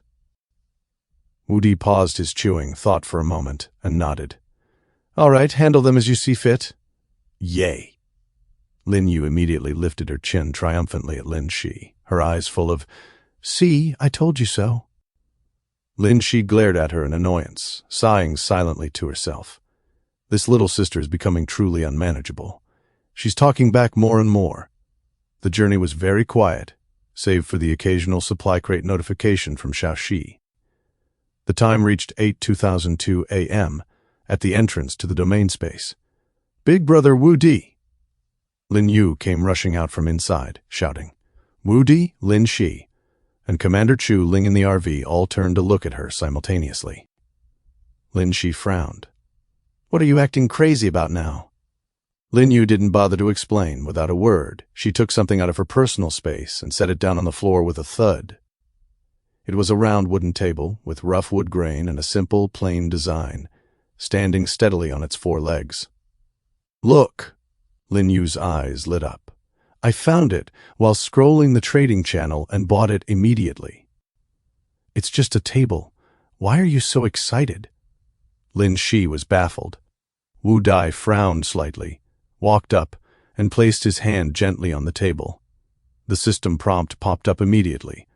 Round wooden table. Common item. A sturdy wooden round table. "Big Brother Wu Di, you realized it too, right?" Lin Yu leaned in and stuck her tongue out at Lin Shi. "Sis, you're so slow." Lin Shi gritted her teeth in frustration, restraining herself from smacking her. "You bought it from the trading channel?" Wu Di asked, withdrawing his hand. "Yeah," Lin Yu nodded. "I scrolled the channel all morning and finally saw someone selling furniture. Not just this, someone even opened blueprints for beds and storage cabinets. And there are finished products for sale too. I even saw someone mention a space expansion scroll." She paused, looking at Lin Shi with an, "Are you still not getting it?" expression. Lin Shi was confused at first, but upon hearing this she suddenly realized, her brow relaxing slightly. "Sis, think about it," Lin Yu chuckled. "The domain space is already big. If we can expand it and set up furniture, wouldn't it be just like a real home? We won't have to keep squeezing into the RV. We can just go in and lie down whenever we want to rest. Isn't that great?" Listening to Lin Yu babbling on about which furniture to buy, Lin Shi found it increasingly noisy and couldn't help but interrupt. "All right, stop making noise here. Go back into the domain space. Keep an eye on the trading channel, and buy any suitable furniture or expansion scrolls you see." Wu Di was surprised for a moment at this, turning his head to glance at Lin Shi. Lin Shi felt her cheeks flush slightly under his gaze, and she turned her face away, saying stiffly, "I just find her noisy." "Sis, you haven't been controlled by some monster, have you?" Lin Yu widened her eyes and feigned innocence.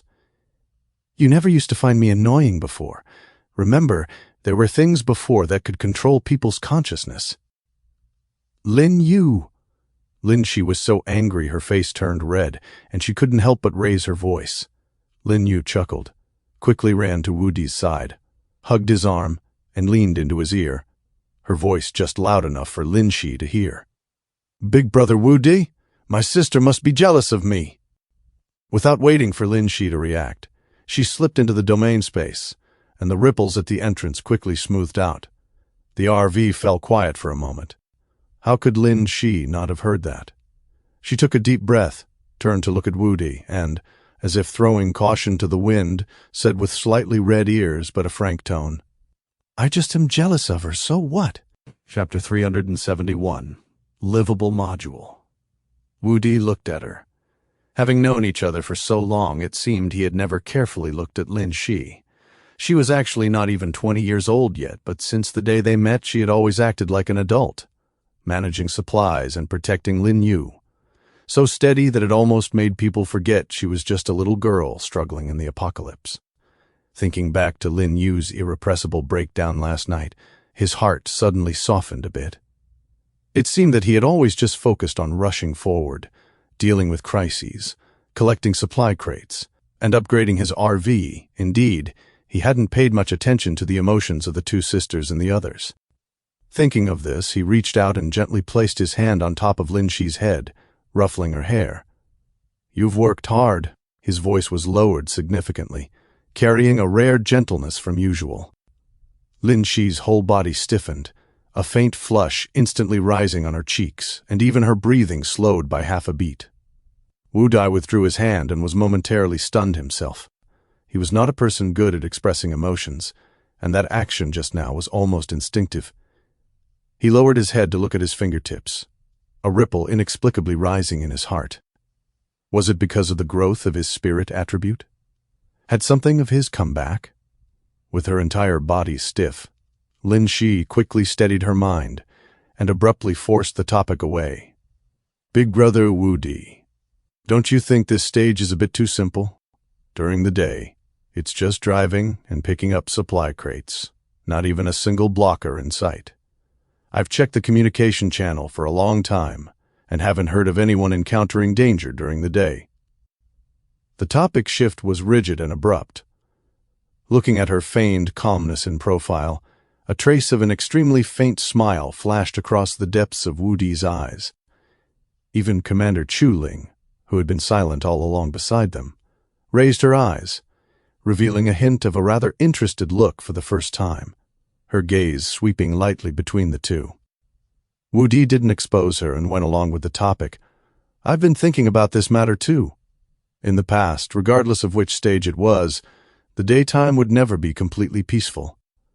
But during this dark tide stage, the daytime was excessively quiet, and all risks seemed to be squeezed into the night. When things are abnormal, there must be demons." Remembering the previous stage, his brow furrowed slightly. As soon as his voice fell at the entrance of the domain space, "Big brother Wu Di!" Lin Yu rushed out in a flurry, grabbing Wu Di's arm with a voice loud enough to stun. "Quick, there's something we definitely have to buy." Lin Shi's suppressed anger flared right back up. "All the usable supplies are with you, just buy it yourself. Why are you screaming and shouting? Sis, this really won't do." Lin Yue finally let go of Wu Di, turned to look at Lin Shi with a face full of eagerness. "A golden quality residential item has been listed on the trading channel, which can directly generate a 2-bedroom, 1-living-room suite with all facilities complete. But the seller is asking for an extremely high price." Hearing this, Wu Dai raised his hand, switched to the trading channel interface, and began to check it out. Livable space module standard 2-bedroom golden quality can be placed into the interior space of a vehicle. After use, it generates a 2-bedroom, 1-living-room residential unit with a floor area of 65 square meters. It includes 2 bedrooms with finished furniture, an integrated kitchen and bathroom, a basic lighting system, and a small water purification circulation device, with reserved splicing interfaces for seamless expansion with subsequent space modules. Usage requirements: requires an independent space of at least 70 square meters or more to be placed, level 4, and above vehicle. Trade requirements: golden quality item ×1, fuel 1,000 units, quantum essence 10 units. Look, this is it." Lin Yu leaned over closely, her finger tapping on the panel. "The communication channel is already arguing upside down. Everyone is talking about this." Wu Di casually switched into the communication channel. Messages were scrolling by extremely fast, and the whole screen was filled with discussions surrounding this golden item. Holy crap. A golden item listed on the trading channel. First time seeing this in so long. 2 bedrooms and 1 living room. What the hell is the use? Can a house block monsters or act as a meal in the apocalypse? Pure IQ tax. Is the seller crazy for money? Asking for 1 golden item plus 1,000 fuel plus 10 units of quantum essence? Whoever trades is a fool. You can't put it that way.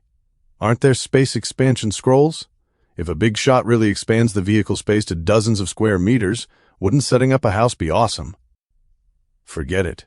An expansion scroll only adds 2 square meters, and this house requires 70 square meters. How many scrolls have to be smashed in? Who can get this many? I bet 5 packs of compressed biscuits that no one will buy it. This price is purely asking an exorbitant amount, wanting to trap a sucker. Maybe there really are big shots who have nothing better to do. After all, their supplies are too numerous to finish, What's wrong with pursuing a bit of life quality? Isn't it better to exchange these resources for weapons? No matter how comfortable living is, if you can't survive, it's all for naught. Do you guys think the later stages are going to do homestead construction? Otherwise, why would the system release this thing? It couldn't possibly be purely for decoration, right? Damn it, I really want to trick this thing over. This system has this restriction and that restriction, damn it. Curious what kind of supply crate the seller opened it from. How come I've never seen it?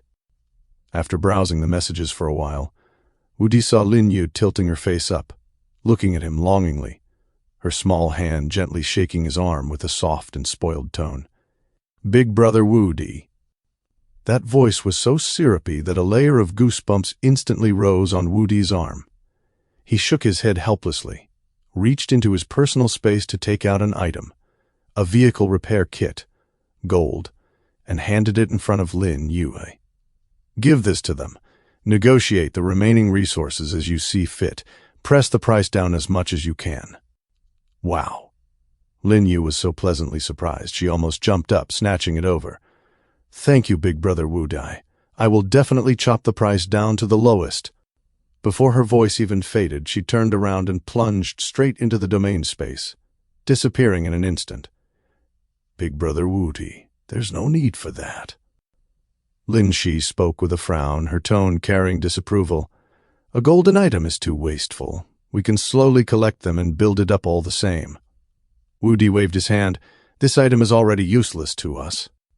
But, seeing Wu Di's nonchalant look, Lin Shi ultimately didn't say anything. The RV continued to move forward steadily. Time flashed to noon, and the aroma of food wafted through the carriage. Lin Shi was stir-frying vegetables by the simple stove. Big brother Wu Di, come quickly, come take a look. At the entrance of the domain space, Lin Yu's voice came again, even louder than before. With a loud clatter, the spatula in Lin Shi's hand jerked violently, almost dropping to the ground.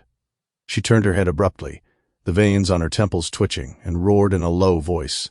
Lin Yu, are you looking to die? Lin Yu didn't care about her sister's anger at all, rushed to the side of the cab in 3 steps and 2, and reached out to pull Wu Di's wrist. Big brother Wu Di, it's done? Come with me quickly and check out our house. Wu Di was pulled up by her, but his gaze unconsciously fell behind her, his eyes suddenly turning a bit strange. Chapter 372, Domain Space New Home. Lin Shi was still clutching a spatula in her hand, standing behind Lin Yu with her brows knitted into a fierce expression. Lin Yu was so focused on pulling Wu Di that she didn't sense the low pressure behind her at all, and the next second, the back of her head was slapped. Ouch! Lin Yu immediately covered her head, turning back with a wronged look. Sis, what are you doing? What am I doing? Lin Shi glared at her. Can you be more steady? Acting all scatterbrained. The dark tide didn't do anything to you last night, but it seems to have scrambled your brains first. Lin Yu rubbed the back of her head without getting angry. Sis, you should go in and take a look too. I bought that 2-bedroom, 1-living-room place. Hurry up and come with me. Seeing Lin Yu's bounding, jubilant expression, the reprimand at the tip of Lin Shi's tongue was swallowed back down as she let out a helpless sigh. Eat first, look after the meal. Go call Sister Wanwan and the others out. Sis, what time is there for eating? Lin Yu became even more excited, reaching out to grab her wrist. Let's eat inside. There's a kitchen and a table in there. It's so much more comfortable than squeezing here. As she spoke, she grabbed Lin Shi with one hand and pulled Wu Di with the other, raising her foot to walk toward the entrance of the domain space. Walking 2 steps, she remembered something, turned back, and waved at Commander Chu Ling. Commander Chu Ling, you come too. Let's check out our future home together. At this moment, Xiao Shi's sweet voice rang out in the carriage. Commander, everything is normal outside. I will have Zero notify you in time if there are any abnormalities. Wu Di pondered for a moment and looked at Commander Chu Ling. Let's go together. The figures of the 4 merged into the entrance of the domain space, and the next second, what they stepped on underfoot turned into soft grass. As soon as he stepped into the domain space, Wu Di discovered that the world tree in the center had grown quite a bit taller. Its trunk was straight, its branches and leaves were spread out, and it was visually estimated to be over 6 meters tall, with a canopy shaped like a giant open umbrella. Not far to the side of the world tree, a light gray modern bungalow stood quietly. Its outer walls were simple and neat, looking no different from ordinary civilian houses before the apocalypse. In front of the house, a pond of about 20 square meters had been dug, its surface as calm as a mirror, and several plots of lush vegetable fields had been neatly cultivated nearby. In the open space further away, Zero and the engineering robot stood quietly. Looking at the scene before him, Wu Di fell into a momentary trance. Having walked all the way here and grown accustomed to broken walls and wilderness ruins, seeing such a lively, everyday scene abruptly gave him a surreal feeling. "How is it, big brother Wu Di?" Lin Yu lifted her chin proudly and shook his arm. "Doesn't it look like a home? I bet other players would never dream in a million years that we could live in a place like this." As they spoke, they walked to the door. The moment the door was pushed open, a small figure pounced over. Xiaoya stood behind the door. Seeing Wu Di enter, she immediately grabbed his hand, revealing a smile while pursing her lips without speaking. Inside the house, Xu Kexin was leaning against the sofa, swinging her legs. Seeing everyone enter, she let out a whistle, while Su Wanwan stood by the window, turning around to smile faintly. "You guys are finally here. Wanwan, Xiaoya, and I have been waiting for ages." Xu Kexin stood up. "Not gonna lie, this house is really decent, 100 times better than squeezing into an RV. Sister Wanwan, let's go carry the food in." Lin Shi released Lin Yu, gave Su Wanwan a sign, and the two turned and walked out. In a little while, they carried the food in and placed them one by one on the round wooden table in the living room. Several people sat around the table, the soft clinking of bowls and chopsticks echoing in the room, actually giving off a bit of a family dinner vibe. "Big brother Wu Di, let's cook and eat here from now on. The place is spacious and the scenery is nice. Doesn't it look like a fairyland?" Lin Yu said, while shoveling rice into her mouth. Lin Shi picked up a piece of food with her chopsticks and put it in Lin Yu's bowl. "It's just a pity there are only 2 bedrooms. Not enough to go around with so many people." "What's not enough about that?" Xu Kexin bit down on her spoon, smiling maliciously. "Including the bedroom in the RV, that makes 3 rooms in total. How could it not be enough for the 7 of us? If worst comes to worst, you 2 sisters can squeeze in with big brother Wu Di." "Xu Kexin." Lin Yu's face instantly turned red as she picked up her chopsticks, making a gesture to hit her. "What nonsense are you spouting?" Lin Shi also raised her eyes and glared over, though the tips of her ears were slightly red. "If you guys aren't willing, then Wanwan and I will go squeeze in with the boss," Xu Kexin said while laughing, and the room became boisterous for a moment. Lin Yu suddenly remembered something and looked at Wu Di. "Big brother Wu Di, do you have any props you don't use?" Seeing Wu Di look over, she said directly, "I found that players still have quite a few good things in their hands. If we list some rare props up there, we might be able to trade for a lot of good stuff." "That makes some sense." Xu Kexin nodded in agreement. "Xiaoyu, you really have a business mind." Wu Di pondered for a moment and thought it was feasible. Indeed, there were many props he never used, and if he could really trade them for one suitable for them, it would be much better than letting them gather dust in his personal space. He raised his hand to open his personal space, his gaze sweeping across various props, and finally took out 2 blueprints, placing them on the table and pushing them to Lin Yu. "Let's go with these 2. Everyone lowered their heads to look. Vehicle Modification Manual. Xuanwu Main Battle Tank. Night Patrol Vehicle Modification Manual. "Boss, are you sure anyone can afford to trade for this?" Xu Kexin said, curling her lips. After the meal, the others stayed in the house to tidy up. Wu Di walked out alone, walked under the world tree, and sat down with his back against the thick trunk. The fresh fragrance of grass mixed with the scent of leaves drifted over, and even a wisp of breeze blew past. He closed his eyes and sighed softly in his heart. These days seemed to be getting more and more hopeful.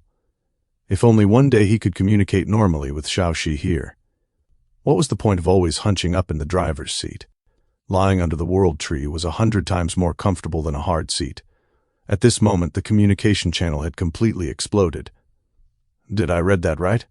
A Xuanwu main battle tank modification manual and a night patrol exclusive modification manual? What on earth are these things? Holy crap, for real! Someone is actually taking this stuff out to sell. Are they nuts? Night patrol modification manual, isn't this specifically meant to deal with the dark tide? With this, who gives a damn about driving at night? Who is the seller? Such a big spender. Why aren't they using such good things themselves? Aren't you guys curious about what quality this thing is? How come we've never seen this kind of thing before? Holy shit, is this main battle tank so terrifying? It comes with 2 gold quality gun muzzles and 1 purple quality machine gun. With this, can we just flatten everything in our path? Stop thinking about it. We definitely can't afford to trade for it. What they want are all rare materials and high-tier props. We can just look. Something's not right. Could the seller of these 2 modification manuals be the same person who sold the housing module earlier? Damn it. Why is the gap between people so huge? I only have 1 gold prop, and they've already started selling cars bundled together. What you guys should be considering is what kind of strength the owner of these 2 props actually has. In this 100,000 person region of ours, everyone just pray you don't run into this big shot. After this sentence was sent, the communication channel fell into a brief silence. Chapter 3, 273, Ambush. The communication channel was silent for a full 2 seconds before its refresh rate suddenly skyrocketed, even more crazily than before. Listing 2 modification books together, is it the same person? Could it be a big shot from the leaderboard? Our region actually hides such a ruthless person? Do you think this big shot will rob our shelter? If we run into them, can we save our lives by surrendering directly? So just how fierce is a gold-tier weapon? Can my gold-quality armor withstand it? Oh, please. I know a big shot ranked 248th, and a whole carload of equipment isn't as awesome as this tank modification. Still showing off items? If you really run into them, they'll beat the crap out of you. What the hell is there to worry about? Whether you can survive depends on fate. Living 1 more day is a bonus. If you meet them, just fight. Maybe you'll get rich overnight. I ran into a 4-person team last night, and they were vicious beyond belief. Good thing they didn't kill me. I suspect it was them. By the way, did the seller take down that residential module from earlier, or was it bought? Seller, come out and chat. I listed the residential module. I took it down because no one could afford it. I put 10 cans of cola on the trading channel. Whoever bought them, I'll randomly pick one and give it away. Where did this moron come from? The discussion drifted further and further away, chatting from vehicle performance to the big shot's strength, and then straying from the big shot's strength to regional rankings, becoming more and more ridiculous. Tucked in the middle was an inconspicuous message that was quickly buried by the flooded comments. Everyone's attention was nailed to those 2 modification books. Inside the domain space, Wu Di had already closed the panel. He leaned against the trunk of the world tree, his gaze falling upon the calm pond ahead. He pondered in his heart that if he could get some fish to put in there and sit by the side to fish when he had nothing to do, how cozy that would be. It was just that he didn't know if there were live fish in this ghost place. Having entered the game for so long, aside from mutated beasts and monsters, he really hadn't seen any normal living creatures. Just as he was thinking this, the air beside him fluctuated slightly, and Zero's figure floated into view. The mechanical voice was steady and waveless. Master, Xiaoxi reports that a shelter has been detected ahead, and artificial roadblocks have been found on the road. The RV has temporarily stopped, awaiting your decision. Wu Di immediately stood up and stepped out of the domain space. As soon as he returned to the carriage, he heard Shu Kexen's voice coming from the passenger seat. She was earnestly reasoning with the center console screen. Xiaoxi, why can't you turn this corner? Boss is resting. We can just make the call for such trivial matters. You don't want to disturb his rest, right? Just rush in and get it done. Hearing the movement behind her, Shu Kexin immediately turned her head back. "Boss, you're finally here. Quick, talk some sense into Xiaoxi. I already said I would make the call. Just drive straight into the shelter, and if anyone is there, blow them away with a cannon. But she's so stubborn and insists on waiting for you to come out and make the decision." Without waiting for Wu Di to speak, she continued to complain. "And that zero is even more outrageous.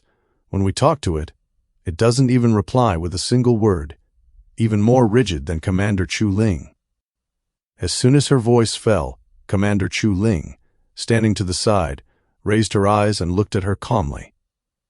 Shu Kexin immediately waved her hands and explained at a rapid speed. No, I wasn't bad-mouthing you.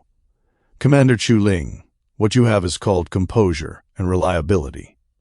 While that thing is purely a block of wood, I'm complimenting you in a roundabout way, really." Commander Chu Ling withdrew her gaze and said nothing. It was also Wu Di's first time encountering this kind of situation, but right now he had no mind to dwell on it. He walked straight to the driver's cabin, his gaze falling on the center console screen. On the screen, at the end of the road ahead, stood a familiar shelter entrance. The stone doors were tightly shut, and not a single shadow of a person could be seen outside. However, the road leading to the shelter was densely covered with tire-puncturing caltrops, clearly obstacles set up by humans. "Boss, this is definitely done by players." Shu Kexin leaned over, her eyes shining. "They might be hiding inside the shelter waiting for us like rabbits waiting for a tree stump. Why don't we just charge in and rob them? It's not like we're initiating the mischief, it's completely justified." Wu Di didn't answer, then directly instructed, "Xiaoxi, drive over. Go straight into the shelter." He had discovered this morning, when coming out of last night's shelter, that the stone doors of this kind of shelter didn't need to be opened manually at all. They were more like they had a sensing device installed. As long as a vehicle approached to a certain distance, they would automatically slide inward. He was even more curious about another matter. If players really did set an ambush, how could they be so sure that someone would pass by this road? It couldn't possibly be a blind guess. The RV started slowly and drove toward the direction of the shelter's stone doors. As the distance got closer and closer, the heavy stone doors slowly slid inward, just as Wu Di had anticipated. The moment the stone doors were completely wide open, Xiaoxi's prompt suddenly sounded, "Commander, offensive firepower detected. Shall we initiate a counterattack?" The next second, the image on the center console screen changed. Inside the shelter, two middle-aged men were hiding behind an RV holding rifles, frantically pulling the triggers toward the front of the vehicle. Bullets pattered and smashed against the front armor and glass, splashing continuous sparks. But they didn't even scratch the paint finish a bit. Behind the RV, after the two middle-aged men finished firing a full magazine and saw that the RV was completely undamaged, their expressions both changed. "Damn, what level of armor and glass does this RV have? Bullets hit it and there's not even a mark?" The man on the left swallowed his saliva, his heart dropping a beat. "Oh crap, we didn't kick an iron plate, did we? What the hell is there to be afraid of?" The other one gritted his teeth as he changed magazines, his gaze vicious. "So what if the RV is awesome? I don't believe they won't get down. The body of the car is hard, but people can't be like iron sheets, right? Ceasefire first, and later if they dare to get out of the car, you suppress them with firepower, and I'll handle them." Just as he finished speaking, they heard a slight sound of mechanical operation coming from the roof of the car.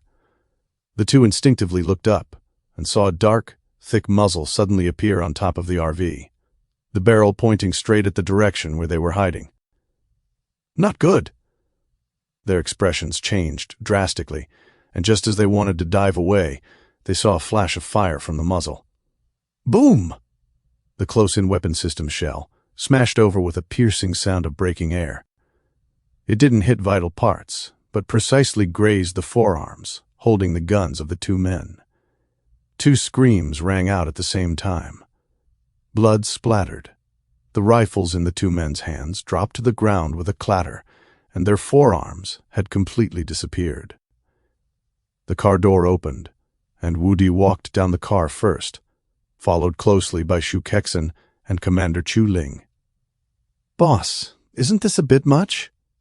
Shu Kexen looked at the two men curling up in pain on the ground, speechless. Just these two fellows, and you even used the close-in weapon system. That's really using a cannon to shoot mosquitoes, wasting ammunition. Wu Di stopped his steps and turned his head to look at her seriously. You heard what they said just now. In the Doomsday, there are all kinds of talents. In case they have some special ability to ambush people up close, the ones who suffer from carelessness will be us. Shu Kexen felt a bit guilty under his gaze, touched her nose, and averted her eyes. Got it! You're right! Only then did Wu Di withdraw his gaze and look back at the two people on the ground. Chapter 3-74, four-person team.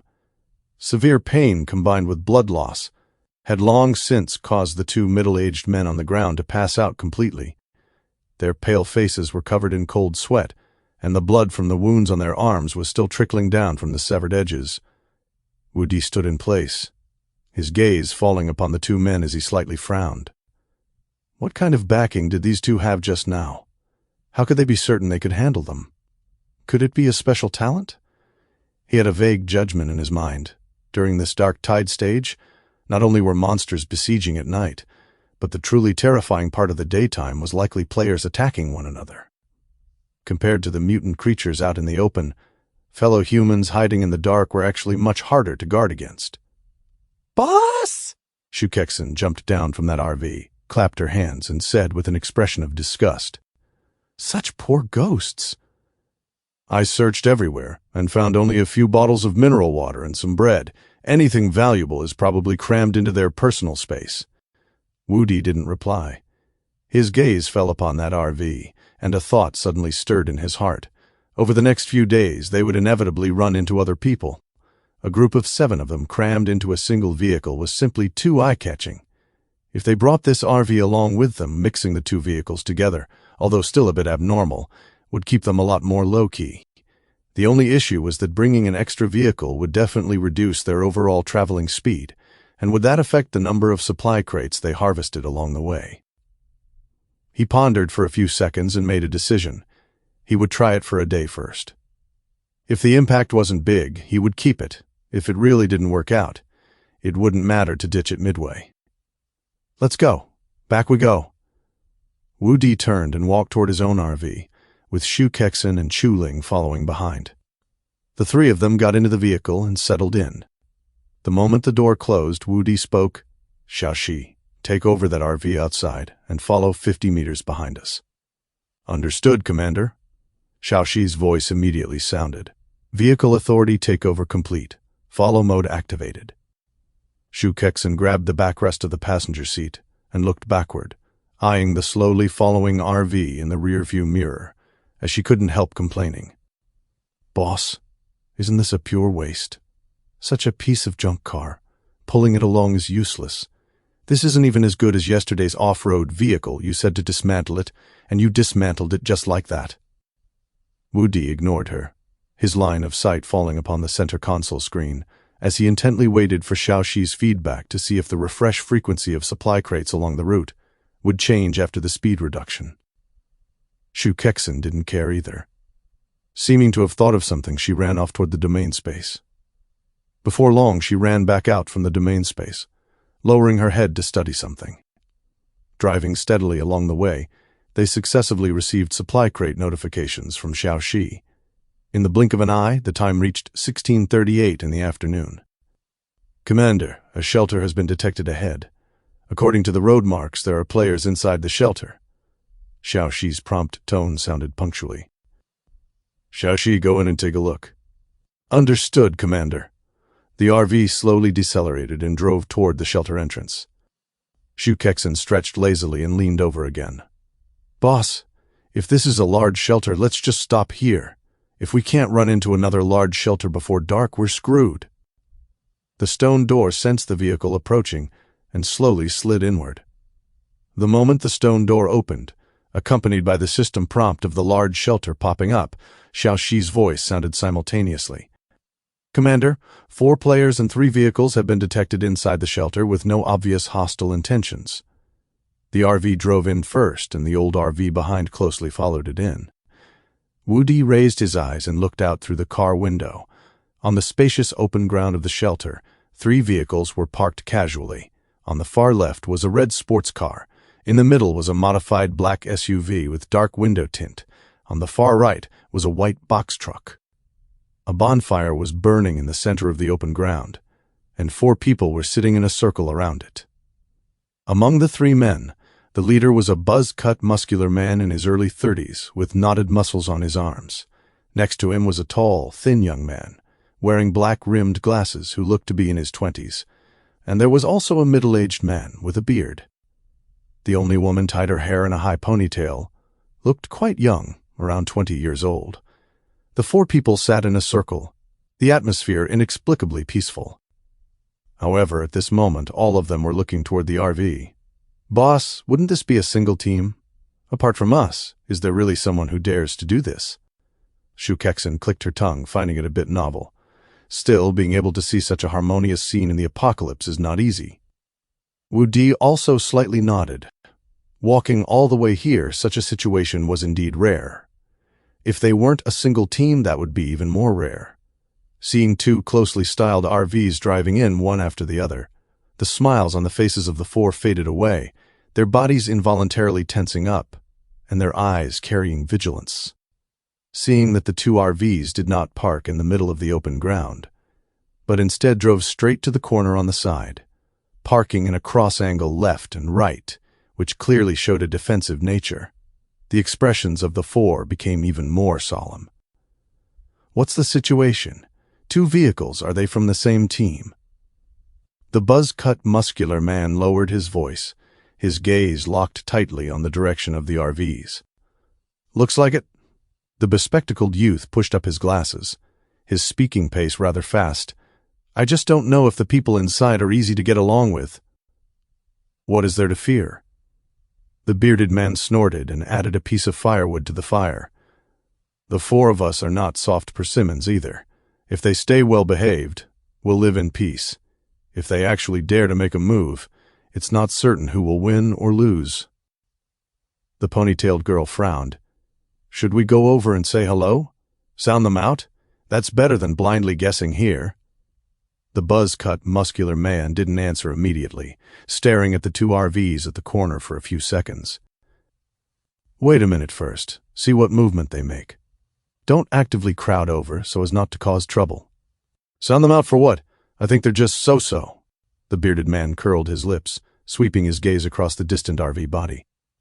"Look at that car shell. It's bare and smooth, without even vehicle-mounted weapons installed.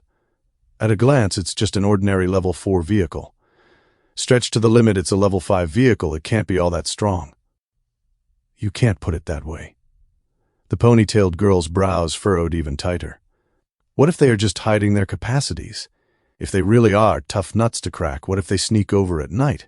There is still the dark tide tonight. And when the monsters crash against the door at that time, if they attack us from behind, we'll be caught in a pincer attack." The bespectacled youth pushed up his frames and nodded while pondering. "I also think we should sound them out.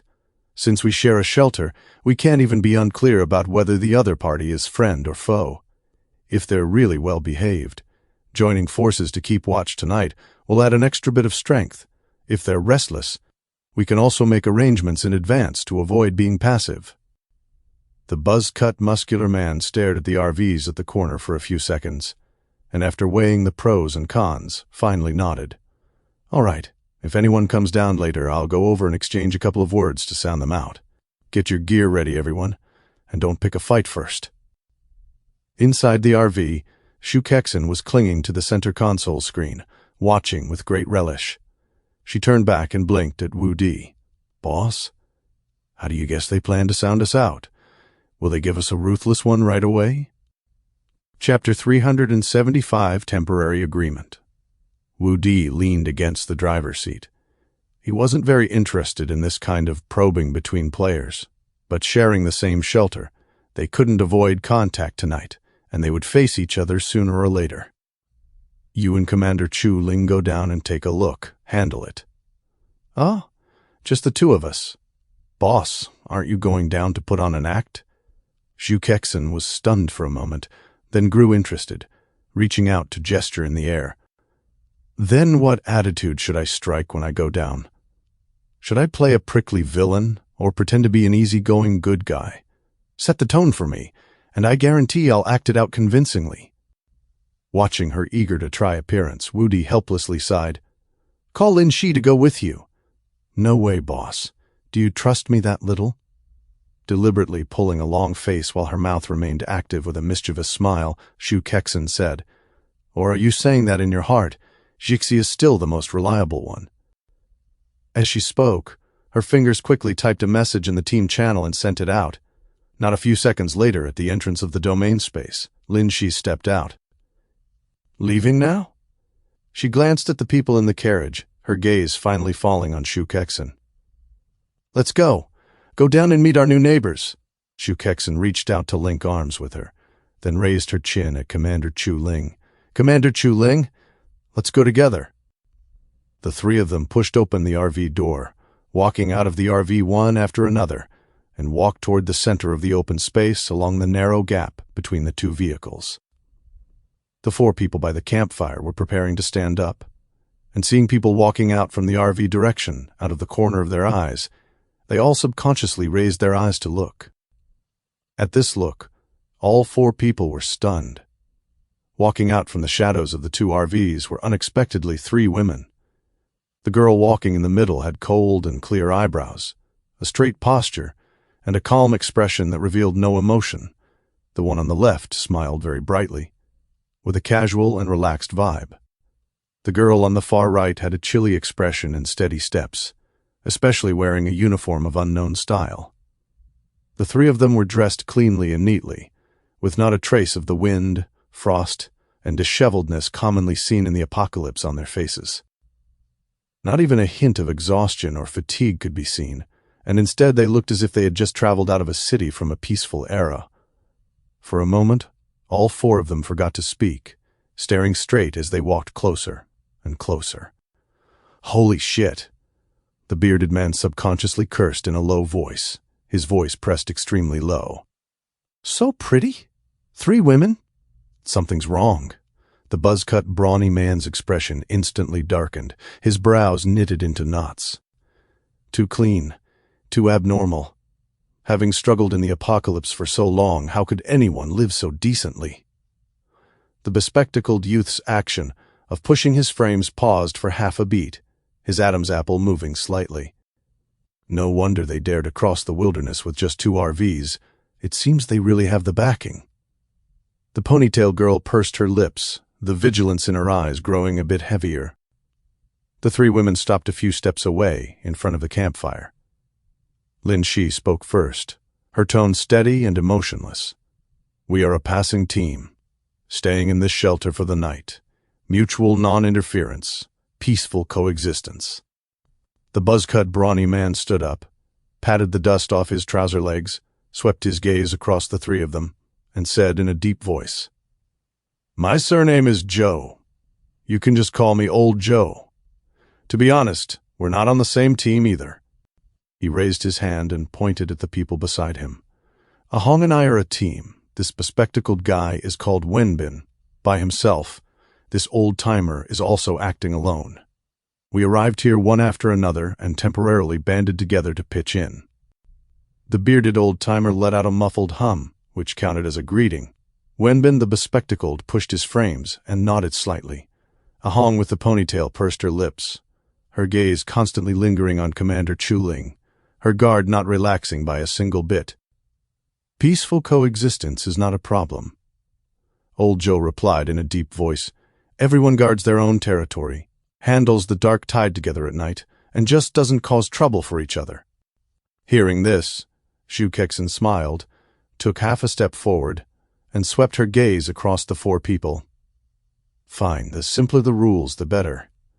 But let me ask one more thing. How do you plan to divide the exclusive supply crates that refresh tonight? As soon as these words came out, the 4 people by the campfire exchanged glances. Old Joe pondered for 2 seconds and said, Divided by team. With our 4 teams, naturally it's an even split, each takes their own share. As soon as his voice fell, the smile on Shu Kexin's face faded, and she shook her head. That won't do.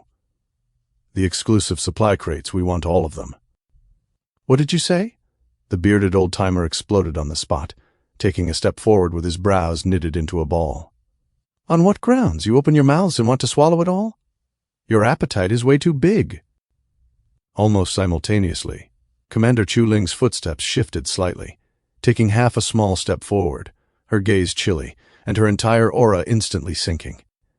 The expressions of the four people by the campfire changed simultaneously, their bodies instantly tensing up, and their hands quietly groped for their weapons. Old Joe's expression sank, his voice turning a few degrees colder. Miss, don't speak too full. Everyone has been struggling in the apocalypse for so long, none of us are pushovers. If we really start fighting, who suffers the loss is not certain. The scene was instantly tense, and the air seemed to have frozen. Lin Shi stepped forward half a step at this moment, her tone still calm, yet every word clear. The exclusive supply crates belong to us. All abnormal situations tonight will be resolved solely by our team. You don't need to make a move. The four of them were stunned for a moment, clearly not expecting her to throw out such a condition. The old-timer just wanted to open his mouth to retort, but old Joe suddenly raised his hand to stop him. He stared at Lin Shi for a few seconds, then glanced at the two RVs parked quietly not far away, the expression in the depths of his eyes changing several times, and finally said in a deep voice, Fine, let it be as you said. Brother Joe! The old-timer was anxious. Old Joe ignored him, just nodding at Lin Shi. You guys carry the dark tide tonight, and the exclusive crates all belong to you. We will absolutely not interfere, nor will we hold you back. Lin Shi nodded slightly, saying no more, turning around to signal Shu Kexen and Commander Chu Ling. Let's go. The three of them turned around, returning along the original path in the direction of the RV, their backs relaxed, not taking the gazes behind them to heart at all. Watching the three figures disappear behind the gap between the two vehicles, the old-timer finally couldn't help it. Brother Joe, why did you agree just like that? On what grounds are we giving all the crates to them? They're just three women. Are the four of us afraid of them or something? What the hell do you know? Old Joe withdrew his gaze, his expression solemn. This team of people is not right. Look closely at their clothes and faces, completely clean, not even a speck of mud. Do they look like people running around in the wilderness every day?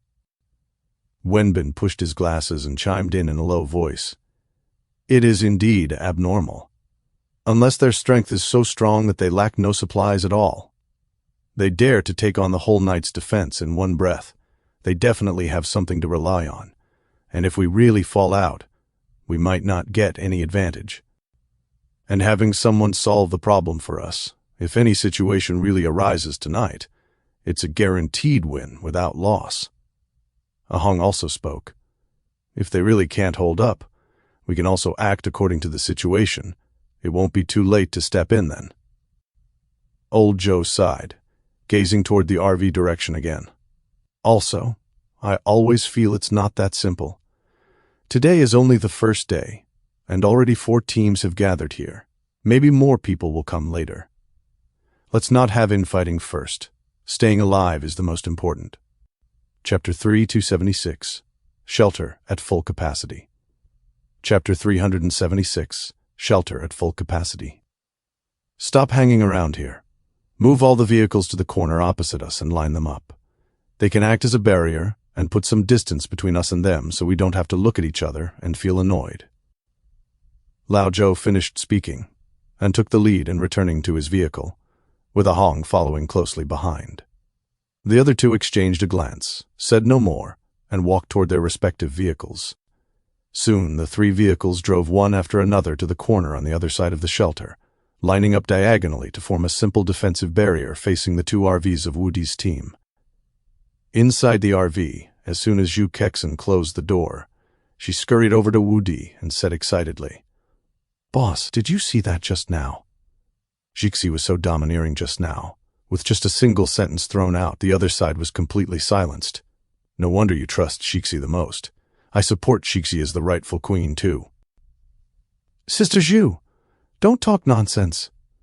Lin Shi's ear tips turned slightly red as she gave her a helpless glance. It's true, though. Zhu Kexin chuckled and shrugged, then looked back and sighed.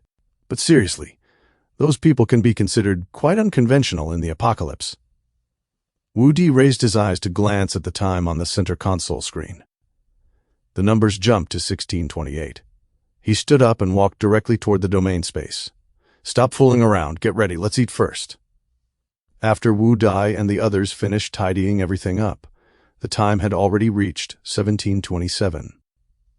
In the open space enclosed by the RVs, Lin Yu was hugging her knees and complaining, I'm so pissed off.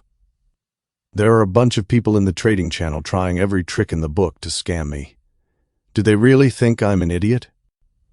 Zhao Yu, isn't this normal? Zhu Kexin sneered. It's just that they don't know who posted it. If they knew, they'd probably all come looking for us. Sister Zhu, you have no idea. I didn't expect these people to be so poor. I haven't even seen a single gold quality prop. They all want to trade for materials, and the amounts are pitifully small. As she spoke, Lin Yue began carefully reviewing the information on the trading channel again. At this moment, in the crevice between the two RVs to the side, Xiaoya clung to the edge of the RV's rear wheel, sticking a little more than half her body out and looking outside with curiosity. Xiaoya, don't stick your head out. Su Wanwan's voice came over. There might be danger. Xiaoya shrank her body back a bit and whispered, I know, Sister Wanwan. But her body didn't move, and she still curiously glanced over there. Behind the three vehicles on the other side, Wen Bin looked through his vehicle toward the RVs, his brows furrowing tighter and tighter. Wen Bin, did you see anything? Lao Zhou sat on the open ground and asked in a low voice.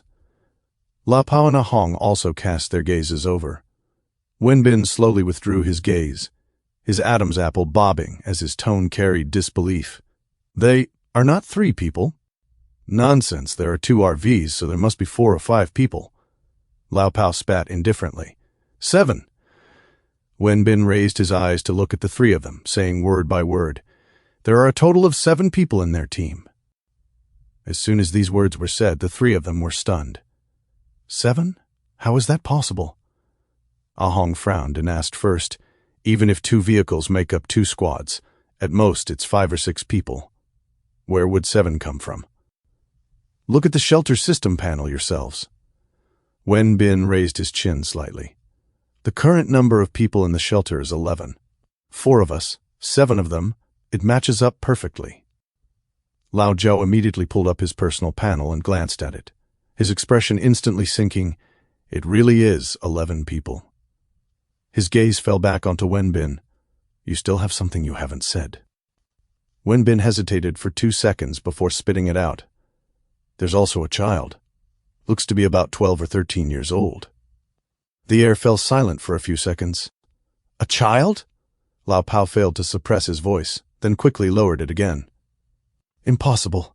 This damn game stated right from the beginning that minors are not included in the screening. Did you misread it? There's no mistake. Wen Bin's tone was very certain. My talent is X-ray vision, and I saw it clearly. It's just a little girl. Maybe she just looks young. Ah Hong tried to find a reason. Lolis, there are plenty of them who look small but are actually adults. Wen Bin shook his head. Doesn't look like it. Her demeanor and the way she walks are still those of a child. The 4 of them looked at each other in dismay, speechless. After quite a while, Lao Pao spoke dryly. Do you guys think... Could this group of people not be players at all? The other 3 all looked at him. What kind of nonsense are you spouting? Ah Hong frowned and said, NPCs. The more Lao Pao talked, the more logical it sounded to him. Think about it. They're dressed cleanly and even have a child with them. How are they anything like players? If they're NPCs deployed by the system, doesn't that explain everything? You're rambling too far. Lao Zhou interrupted him unhappily. Just now, when they were negotiating and talking, in what way did they not seem like real people? Can NPCs be that realistic? Then how do you explain the child? Lao Pao retorted. Another period of silence ensued. All right, stop guessing blindly. Lao Zhou finally made the decision, his gaze sinking. Everyone be vigilant tonight. We'll take turns keeping watch and keep our eyes glued to their side. Don't provoke them actively, but don't let your guard down either." The remaining 3 nodded one after another, and no one spoke further. Right at this moment, a heavy roar of an engine suddenly came from the entrance of the shelter, and the stone gate slowly opened inward. "Someone else is coming?" Lao Pao muttered. The 4 of them immediately shrank back behind their vehicles, sticking out half their heads to look toward the gate. Ah Hong frowned and said, "It's almost 6 o'clock, and it's about to get dark. They still dare to drive around outside. Get ready, everyone. Let's hope it's a well-behaved team and they don't cause any more trouble."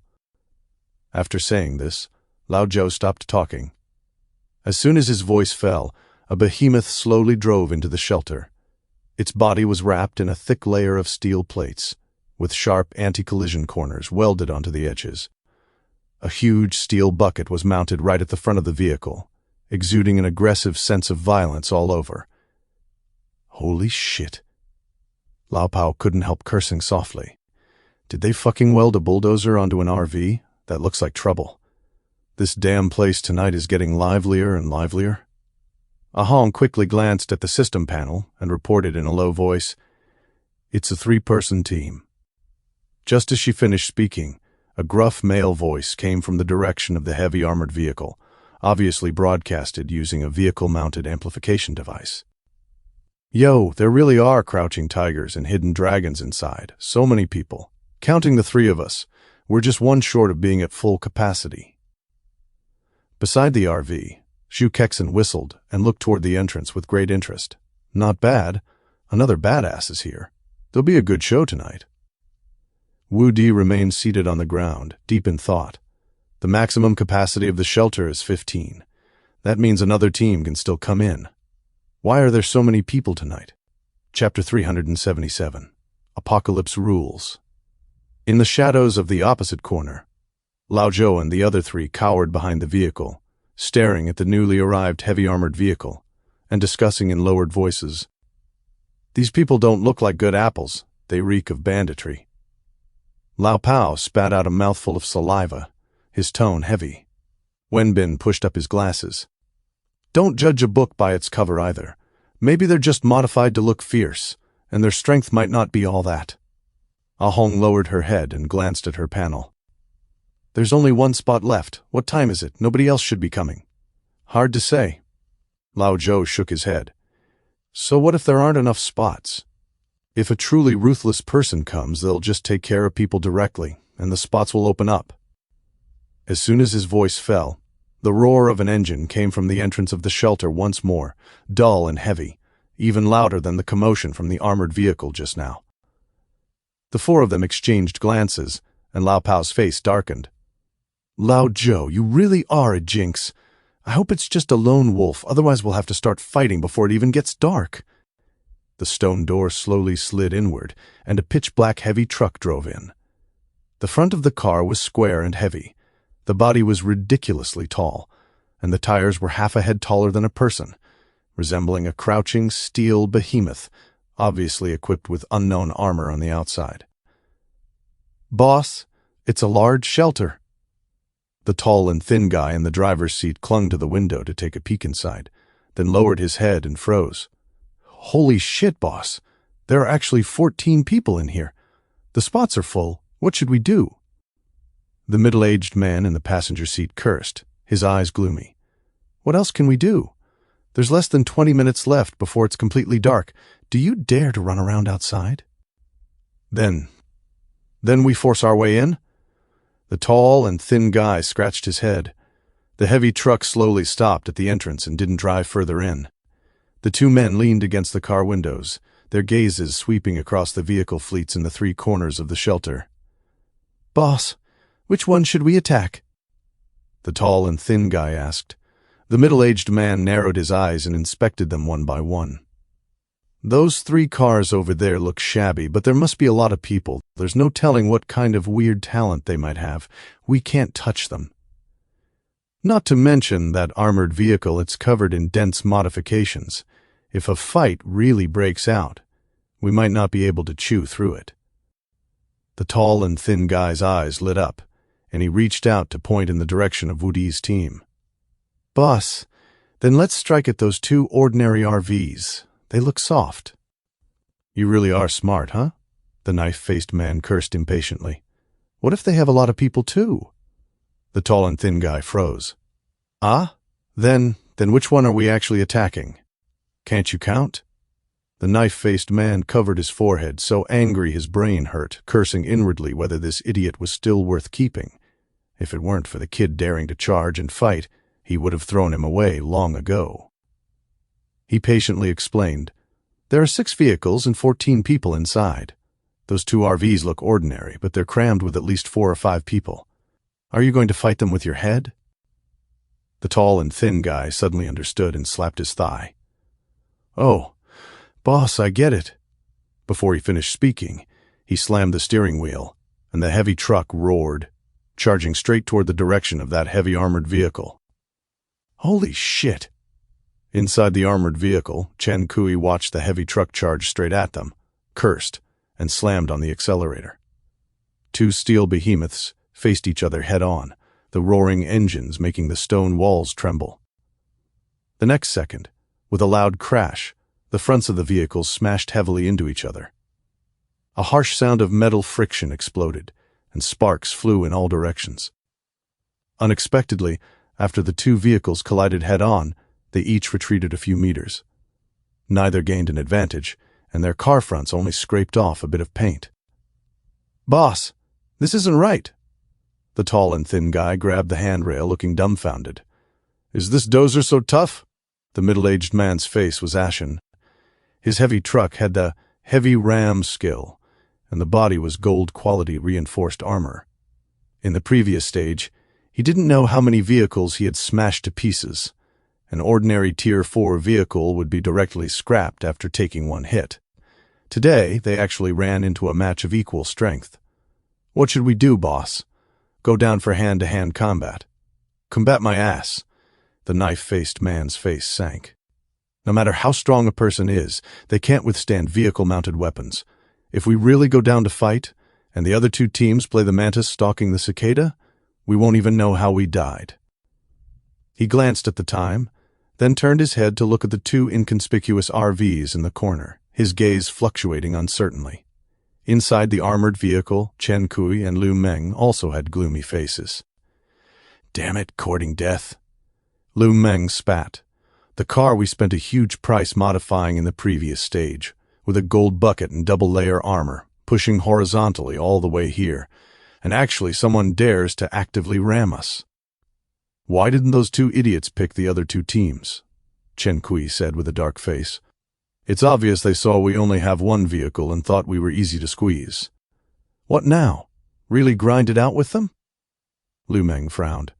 "There are still 2 other teams watching on the side. If a fight breaks out, we'll be at a disadvantage." Chen Kui was silent for a few seconds, his eyes turning cold. "Throw her out." Lu Meng was slightly stunned. "Really throw her? Can you bear to? Goods like this won't be easy to run into next time. Can't bear to keep her and wait for death? Or are you planning to fight it out?" Chen Kui sneered. "Throw her out.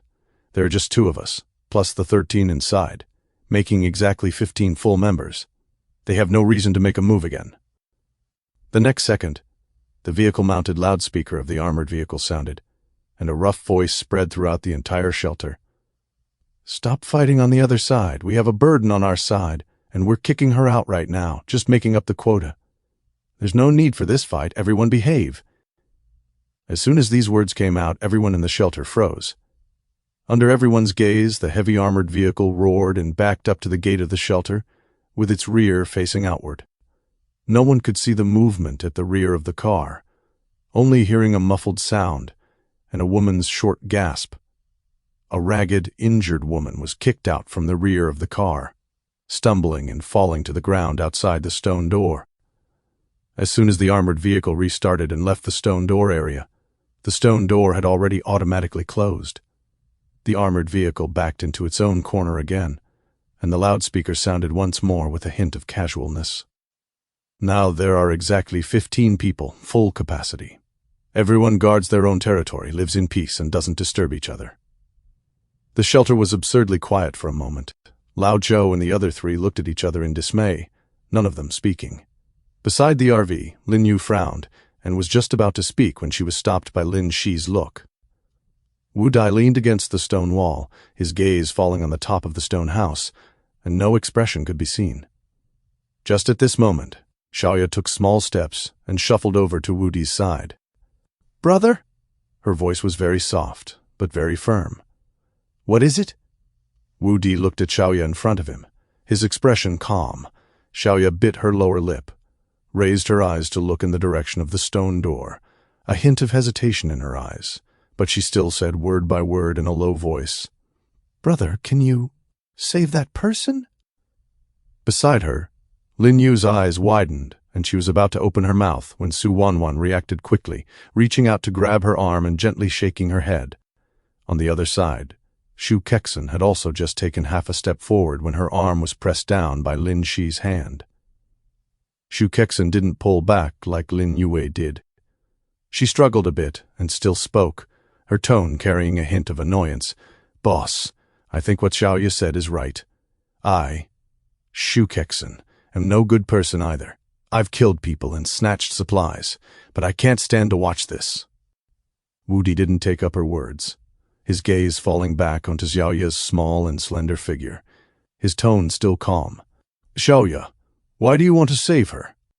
Chapter 378. Doing it herself. Xiaoya lowered her head, her voice trembling slightly. "When I saw her, I thought of my past self. If you guys hadn't saved me back then, I probably would have died out there long ago." She looked up at Wu Di, her eyes red. I... Xiaoya stammered, "I for a long time, unable to say another word." Wu Di didn't speak, remaining silent for a long time. As time ticked away, Shu Kexin clenched her fists, her feet constantly scraping the ground, and her expression grew increasingly gloomy as she looked like she was about to rush out. The time reached 1750. Wu Di suddenly raised his head, showing a very faint smile toward Xiaoya. "Xiaoya, saving her is fine, but it has to depend on yourself." As soon as these words were spoken, the few people nearby were stunned. Lin Shi's eyebrows raised slightly, and Su Wanwan's hand holding Lin Yu paused as well. They all knew that Wu Di had always been pragmatic and never did anything without profit. Shu Kexin's eyes lit up. "Boss, how can a child like Xiaoya do it?" "Let me go. Throw those two scumbags out and let them taste what it's like to be thrown out." Wu Di waved his hand, his gaze still resting on Xiaoya's face without answering. Xiaoya bit her lower lip, her cheeks puffing out slightly as if she had made a monumental resolution, and nodded heavily. Brother, I'll go." "People will die," Wu Di said in a very calm voice. "You have to kill them with your own hands." Xiaoya's fingertips trembled, but she still nodded hard. There was a bit of fear in her eyes, yet she didn't back down half a step. "I'm not afraid." Wu Di turned his head and nodded slightly toward the RV. The next second, boom! A muffled roar of artillery suddenly exploded, making people's eardrums ache, yet not a single echo came from within the stone chamber. Lao Zhou and the other three abruptly shrank back behind the vehicle, their hearts pounding wildly. The middle-aged man on the heavy truck grabbed the armrest, his expression changing drastically. Everyone looked toward the source of the sound, and saw that on top of that seemingly ordinary RV at the corner, a dark, thick rotary cannon barrel was now protruding. As for the heavy armored vehicle from just moments ago, it was now overturned on the ground with a dented body. Before anyone could recover their senses, the muzzle spat out tongues of fire once more, pouring out dense bullets in a continuous stream of clattering sounds. The body of the overturned armored vehicle was riddled with holes, with scrap metal flying everywhere, but solely around the driver's cab, the bullets seemed to have eyes as they swept around the edges. At this moment, 3 figures walked out from the gap between the 2 vehicles. The 3 of them walked step by step to the side of the heavy armored vehicle, which only had its cab intact. Shu Kexin reached out to hook the edge of the car door, her arm tensing slightly as she gave it a fierce yank. With a loud clang, the deformed car door was directly ripped off by sheer force, and smashed heavily onto the ground. Over on Lao Zhou's side, Lao Pao instinctively cursed, "Holy shit," and all four of them were dumbfounded. The tall, thin man on the heavy truck swallowed hard and turned to look at the boss, whose face was ashen. Shukexin bent down, reached in, and dragged out the two bloodied men inside, throwing them onto the ground like dragging dead dogs. Chen Kui and Lu Meng had their heads bloodied from the impact, leaving them dizzy and unable to even stand steadily. Lin Shi took a handgun from her personal space and handed it to Xiaoya. As the cold gun body landed in her palm, Xiaoya's fingertips trembled. She gripped it with both hands and slowly raised it, aiming at the two people on the ground. "Xiaoya?" Shukexin watched her small figure holding the gun and felt a bit of pity, opening her mouth to persuade her otherwise. "I can do it." Xiaoya gritted her teeth, her voice trembling yet stubborn, keeping the muzzle steady on the two men as she repeatedly muttered, "I can do it." Chen Kui on the ground suddenly groaned and slowly opened his eyes. Seeing the situation before him, a flash of ruthlessness crossed his eyes, and his fingertips moved slightly. "Careful!" Shukexin's pupils constricted. She lunged forward instantly, pushing Lin Shi away with one hand while fiercely shielding Xiaoya in her arms with the other. Almost simultaneously, a fireball condensed out of thin air, carrying a scorching heat wave as it smashed over fiercely. The distance was too close. There was no way to dodge it. With a muffled bang, the fireball slammed solidly into Shukexin's back. "Sister Shu!" Lin Shi cried out involuntarily. Shukexin staggered forward 2 steps and crashed heavily onto the ground. The clothes on her back instantly turned charred black, emitting dark smoke. Holding the gun, Xiaoya was completely terrified and frozen in place. The people from the two teams not far away were stunned. None of them expected the reversal to come so quickly.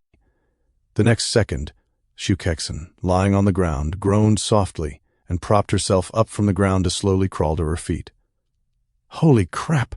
This is killing me!" She hissed an intake of cold air, her back completely charred.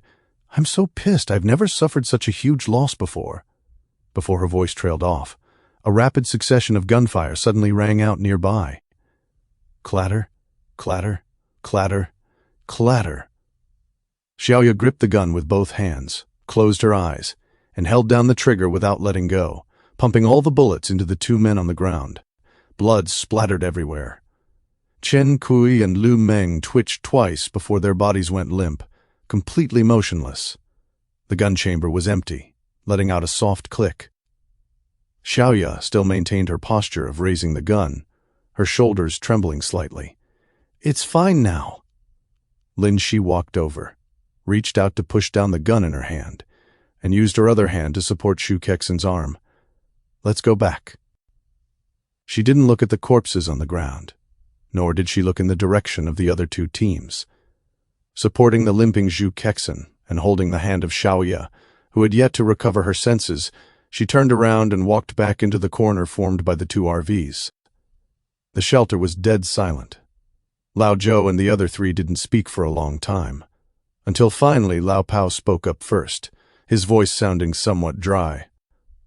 "Holy shit, what the fuck kind of team is this? They start fighting without saying a word." "That woman took a fireball and was actually fine?" Wenbin's hand, pushing up his glasses, was shaking. "And there's a vehicle-mounted cannon. Those two RVs looked so ordinary." "Good thing we didn't provoke them." Ahong's back felt cold. If we had made the first move just now, the ones lying on the ground might be us right now. Lao Zhou nodded with a gloomy face, his voice lowered to a whisper. "All of you behave, and don't hang around over there tonight. Since they didn't make a move against us, it means they don't want extra trouble. Guard our own territory, and don't go looking for death." "Then why did they attack?" Lao Pao asked a question. The four of them looked at each other, but no one gave him an answer. On the other side, inside the heavy truck's cab, the tall, thin man broke out in cold sweat all over, looking at the two corpses on the ground in the distance with a trembling voice. "Boss, good thing we didn't target them. Isn't this group of people too ruthless? They just start shelling at the slightest disagreement?" The middle-aged man's face was ashen. veins bulging on the hands gripping the steering wheel. Just moments ago he was still plotting to pick on the soft persimmons, but now he only felt chills running down his back. "Shut up," he cursed in a low voice. "Stay put tonight, and don't go out stirring up trouble. I certainly don't want to test whether I can withstand that gunfire." He paused for a moment and added, "And don't look around blindly. Just pretend you didn't see anything." As the two were talking, they saw a figure walk out from the corner. Lin Shi was all alone, her pace steady, as she first cast a calm glance toward the direction of the two teams. When that glance swept over, both Lao Zhou and the middle-aged man subconsciously tensed their bodies and lightened their breathing. Chapter 379Y. Lin Shi didn't linger long, walking straight up to the heavy stone door of the shelter and pressing her hand against it. The heavy stone door slowly slid open outward. Outside, the ragged woman was cowering and shivering on the ground. Seeing the stone door open, she froze for a moment before scrambling inside. "Thank you, thank you." With disheveled hair, the woman kept bowing to Lin Shi the moment she stepped inside, her voice choked with sobs. "Thank you for saving me." Lin Shi looked at her and let out a soft sigh. "Come in. It's almost 6 o'clock. With that, she turned around and walked back without saying another word. Almost the moment she turned around, the time ticked precisely to 1800 hours. In the open area at the very center of the shelter, a faint grayish shimmer suddenly flashed. An exclusive supply crate made of dark gray metal appeared out of thin air on the ground. Without breaking her stride, Lin Shi walked over and gave a casual wave, causing the supply crate to vanish instantly. She didn't linger, walking straight back into the shadows around the corner of the RV. Throughout the entire process, the other two teams watched closely, not daring to make a sound. Until the figures of Lin Shi and the other two completely disappeared behind the vehicles, dead silence returned to the shelter. The heavy stone doors slowly closed, plunging the shelter back into dead silence. Inside the cab of the heavy truck, the tall and thin man stared at the corner where Lin Shi had vanished, swallowing hard. "Boss, that exclusive supply crate was taken by them." The middle-aged man's face was gloomy, his knuckles gripping the steering wheel turning white. "No shit, I fucking have eyes." But everyone in the communication channel says that depending on the shelter's level, the items inside the supply crate vary wildly. The tall and thin man was somewhat unwilling. "Boss, this is a large shelter. There must be tons of good stuff inside that supply crate. Are we just going to hand it over to them like this?" The middle-aged man raised a hand and slapped him across the forehead. "Otherwise what? You going to go up and rob them? How many lives do you have to withstand their artillery fire?" Covering his head, the tall and thin man shrank back, his gaze drifting to the woman near the main door, his eyes turning a bit glazed. "Boss, look at that woman. She's actually not bad looking. How about we?" "Shut up." Bladeface's tone instantly turned ice cold. "Didn't you see how those two died just now? If you dare to lay a single finger on her, the dark tide won't even need to come before those people blast you into a sieve. If you're tired of living, go do it yourself. Don't drag me down with you." The tall and thin man shut his mouth resentfully, but when his eyes caught sight of the scattered parts and supplies near the armored vehicle wreckage, they lit up. "Boss, there's a whole ground full of stuff over there. Those two women didn't even pick them up when they left. They must have looked down on them. Can't we go scavenge them? It's free loot." "Is your fucking brain filled with lead? What use is all that trash?" Bladeface cursed in a low, furious voice. "What if they deliberately left it there, waiting for us to reach out? If you really want to die, they don't even need to lift a finger. I'll send you off myself." Scolded into shrinking his neck, the tall and thin man didn't dare speak another word, though his eyes couldn't help glancing over there. On the other side of the corner, old Joe and 3 others gathered in a circle, discussing in hushed voices. "What do you guys make of these people?" Lao Pao scratched his head. "They saved someone, turned around, and just left her there unattended. What are they even trying to pull? It doesn't look like pure softness of heart." Ahong frowned. "Look at how they handled things. Every shot drew blood, and they opened fire with artillery without hesitation. They're clearly not pushovers. Saving that woman feels more like a show for our benefit." "Establishing authority." Wen Bin pushed up his glasses, his tone certain. They killed the one who threw people out and then saved the one who was thrown. It both demonstrated their strength and set a boundary, telling us they have rules, but they're also not to be trifled with. Whatever it is, it's a blessing that they aren't coming after us. Old Joe exhaled a foul breath. We agreed beforehand that they'd handle nighttime issues and take the crate. Since they haven't crossed any boundaries, we should just stay put and not go asking for trouble. What about that woman? Lao Pao lifted his chin.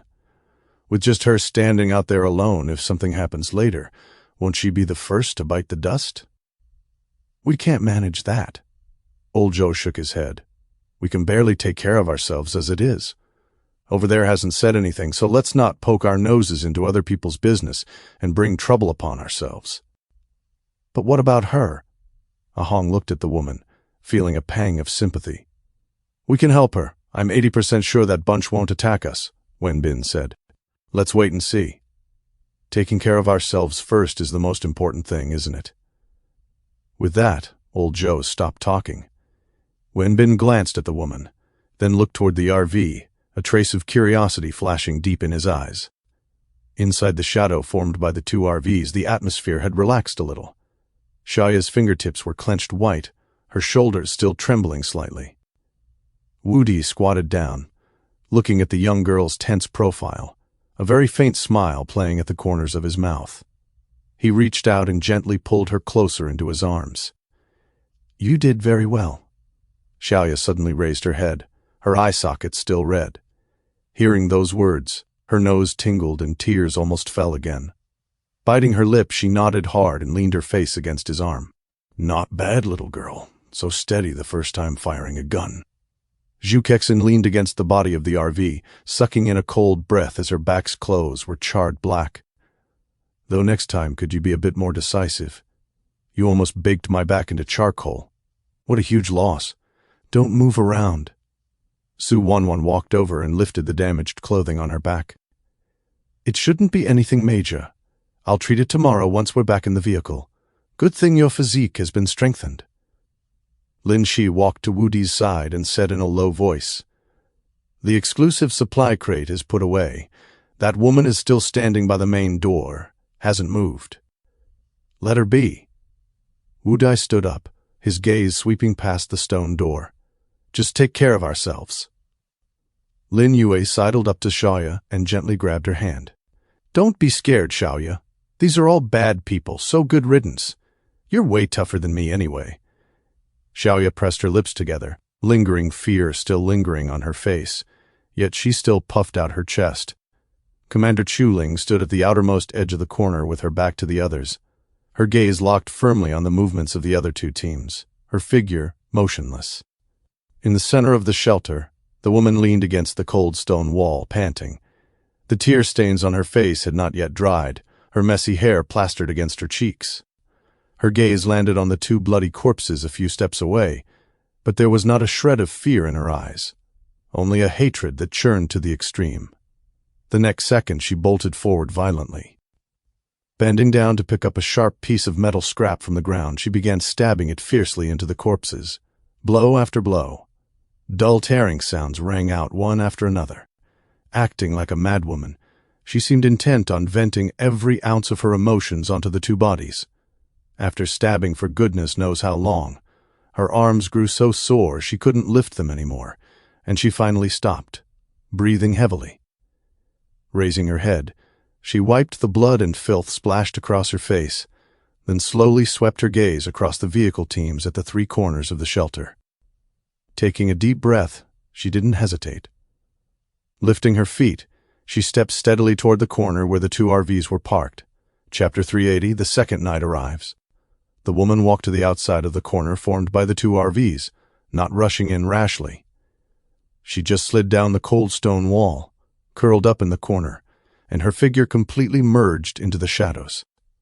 The people inside all heard the footsteps outside the wall and raised their eyes to look at Wu Di. Wu Di leaned against the stone wall without moving, his gaze falling on an item in his personal space.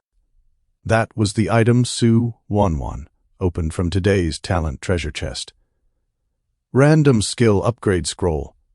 Purple quality. After activation, immediately and randomly select one of the holder's learned skills that has not reached its current cap, and upgrade it by 1 level. Wudi knew that skills were graded. After all, his shooting mastery and martial arts grandmaster skills had both been enhanced, and even a cold weapon mastery, green, was still lying in his personal space. But how exactly were these skill levels classified? Could it also be according to the scroll grade? Big Brother Wudi, we only obtained 2 golden supply crates today. At this time, Lin Shi stepped forward, took out 3 boxes from her personal space and arranged them. 2 gold, 3 silver, 2 dark iron, 2 bronze. It's a lot less than yesterday. It must be because of dragging that RV along, which slowed us down. Lin Yu immediately wrinkled her face with a painful expression. Sister Shu was right. Big Brother Wudi, throw that junk car away tomorrow. Keeping it is purely holding us back, and we missed out on so many resources. The people nearby nodded subconsciously. Zhu Kexin, lying in the corner, scoffed upon hearing this. What did I say earlier? If you don't listen to the advice of the experienced, you will suffer right before your eyes. After speaking, she even raised her head and glanced proudly at Wudi. Sister Shu, why don't you say a little less? Su Wanwan gave her a helpless look. Aren't I doing this for the team's good? Zhu Kexin still wanted to defend herself, but moving triggered the burns on her back. Hurt by the pain, she gasped a cold breath with a hiss and immediately closed her mouth obediently. Wudi nodded slightly, seemingly still thinking about something. Lin Shi didn't care either. She nodded at Lin Yu, and after waiting for talent amplification, she reached out to pick up the exclusive supply crate right in the middle, pressing gently with her fingertips. The treasure chest disappeared. Large shelter reinforcement blueprint, exclusive item, ×1. Shadow dispersion ammunition, exclusive item, ×500. Dark tide resistance potion, exclusive item, ×15. Temporary shielding coating, exclusive item, ×5. Automatic defense turret, exclusive item, ×1, can be set at a fixed location in the shelter, comes with 10,000 rounds of universal ammunition, automatically locks onto shadow creatures to launch attacks, lasting until the ammunition is exhausted. Duration, 12 hours. Sister, is that it? Lin Yu poked her head out to take a look and curled her lips. It's not as good as what was opened yesterday. Yesterday, at least, there was a vehicle modification book. How come today everything is for defense? Lin Shi ignored her, casually picked up 2 golden supply crates and opened them in turn. Large barrel of purified water 10 liters ×1. Kangshuai Fu instant noodles box ×5. Metal block ×180. Quantum essence ×12. Gunpowder ×200. Round leaf grass seed ×10. Basic physique potion ×2. How come it's physique potion again? Lin Yu's face collapsed. Sister, your luck today is just too bad. The gap with yesterday is too huge. None of these are valuable. Why don't you come open them next time? Lin Shi couldn't quite endure Lin Yu's mocking, snapped back a sentence, and then looked at Wudi to say, Big Brother Wudi, why does this round leaf grass seed seem familiar, as if I've seen it somewhere? Wudi's gaze swept across, paused on the round leaf grass seed, and suddenly took over the conversation. Lin Yu, give me talent amplification. Huh? Lin Yu was stunned for a second, then reacted immediately. Her eyes instantly lit up, and she nodded hurriedly. Okay, Big Brother Wudi. Wudi looked toward his personal space, his gaze sweeping across item after item, finally stopping on the last Qianyuan mother crystal. At this stage, no existence capable of threatening them had been seen yet, and the RV's performance was already sufficient to cope. Rather than keeping it as a backup, it was better to use it to test the upper limit of the world tree. Thinking of the increasingly flourishing tree canopy, vegetable plots, and ponds in the domain space, his heart grew slightly warm. If he could continuously provide energy to the world tree, would the domain space one day truly evolve into a complete mini-world? By then, what would it look like inside? Ding, do you choose Qianyuan Mother Crystal, Orange, as the main sacrifice, with no secondary sacrifice? Yes. Ding, talent successfully used. Item promoted to Tier 3. Obtained, Origin World Crystal Core. Law quality. Looking at the prompts emerging on the panel, the corners of Woody's mouth curved into an extremely faint arc. It didn't trigger the pity system, nor did it exceed expectations, falling just right within a reasonable range. This wave wasn't a loss. He withdrew his consciousness and swept over the people in the carriage. Everyone rest. Who is keeping watch tonight? I will. Commander Chu Ling spoke almost immediately without the slightest hesitation. Xu Kexin raised her hand and said nonchalantly, You can swap with me in the second half of the night. This little injury doesn't matter. Sister Xu, can't you just behave for a while? Su Wanwan was truly a bit helpless, then looked at Wu Di.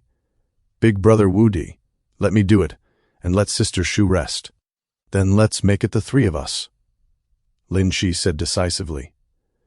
Lin Yue opened her mouth with a somewhat complicated expression, wanting to say she could also keep watch, but thinking of how she had broken down right after finishing last night. She swallowed the words back to the tip of her tongue. Xiaoya on the side hugged Wudi's arm, raised her face, and looked at Wudi very seriously. Brother, I can do it too. I can watch the outside. Wudi's gaze swept across the crowd and finally spoke. Then let's do as Lin Shi said. No one refuted further. As soon as the words fell, dong! A familiar muffled crashing sound came from the direction of the stone gate, one after another, exactly the same rhythm as last night. In Wudi's mind, the monster data from last night provided by Xiao Shi this morning automatically surfaced. Monster name: Shadow-Eroded Humanoid. Basic information: basic monster of the Dark Tide stage, a humanoid creature condensed from pure shadow energy, without independent consciousness, acting driven by the Dark Tide. Core skills: 1. Shadow Dash, burst acceleration within a short distance to pounce on the target. 2. Claw Tear, shadow claws at the ends of the limbs can cut through ordinary metals, with a weak erosion effect attached. Traits: possesses a minor self-healing ability in nighttime shadow environments.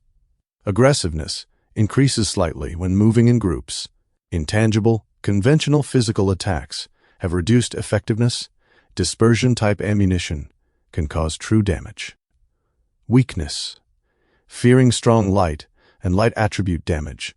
The core is located in the head. Smashing the core can completely dissipate them. Just as Wu Di was still thinking about what they would encounter next, Lin Yu withstood the gazes of the others, moved to Wu Di's other side, sat down, hugged Wu Di's arm, and whispered into his ear.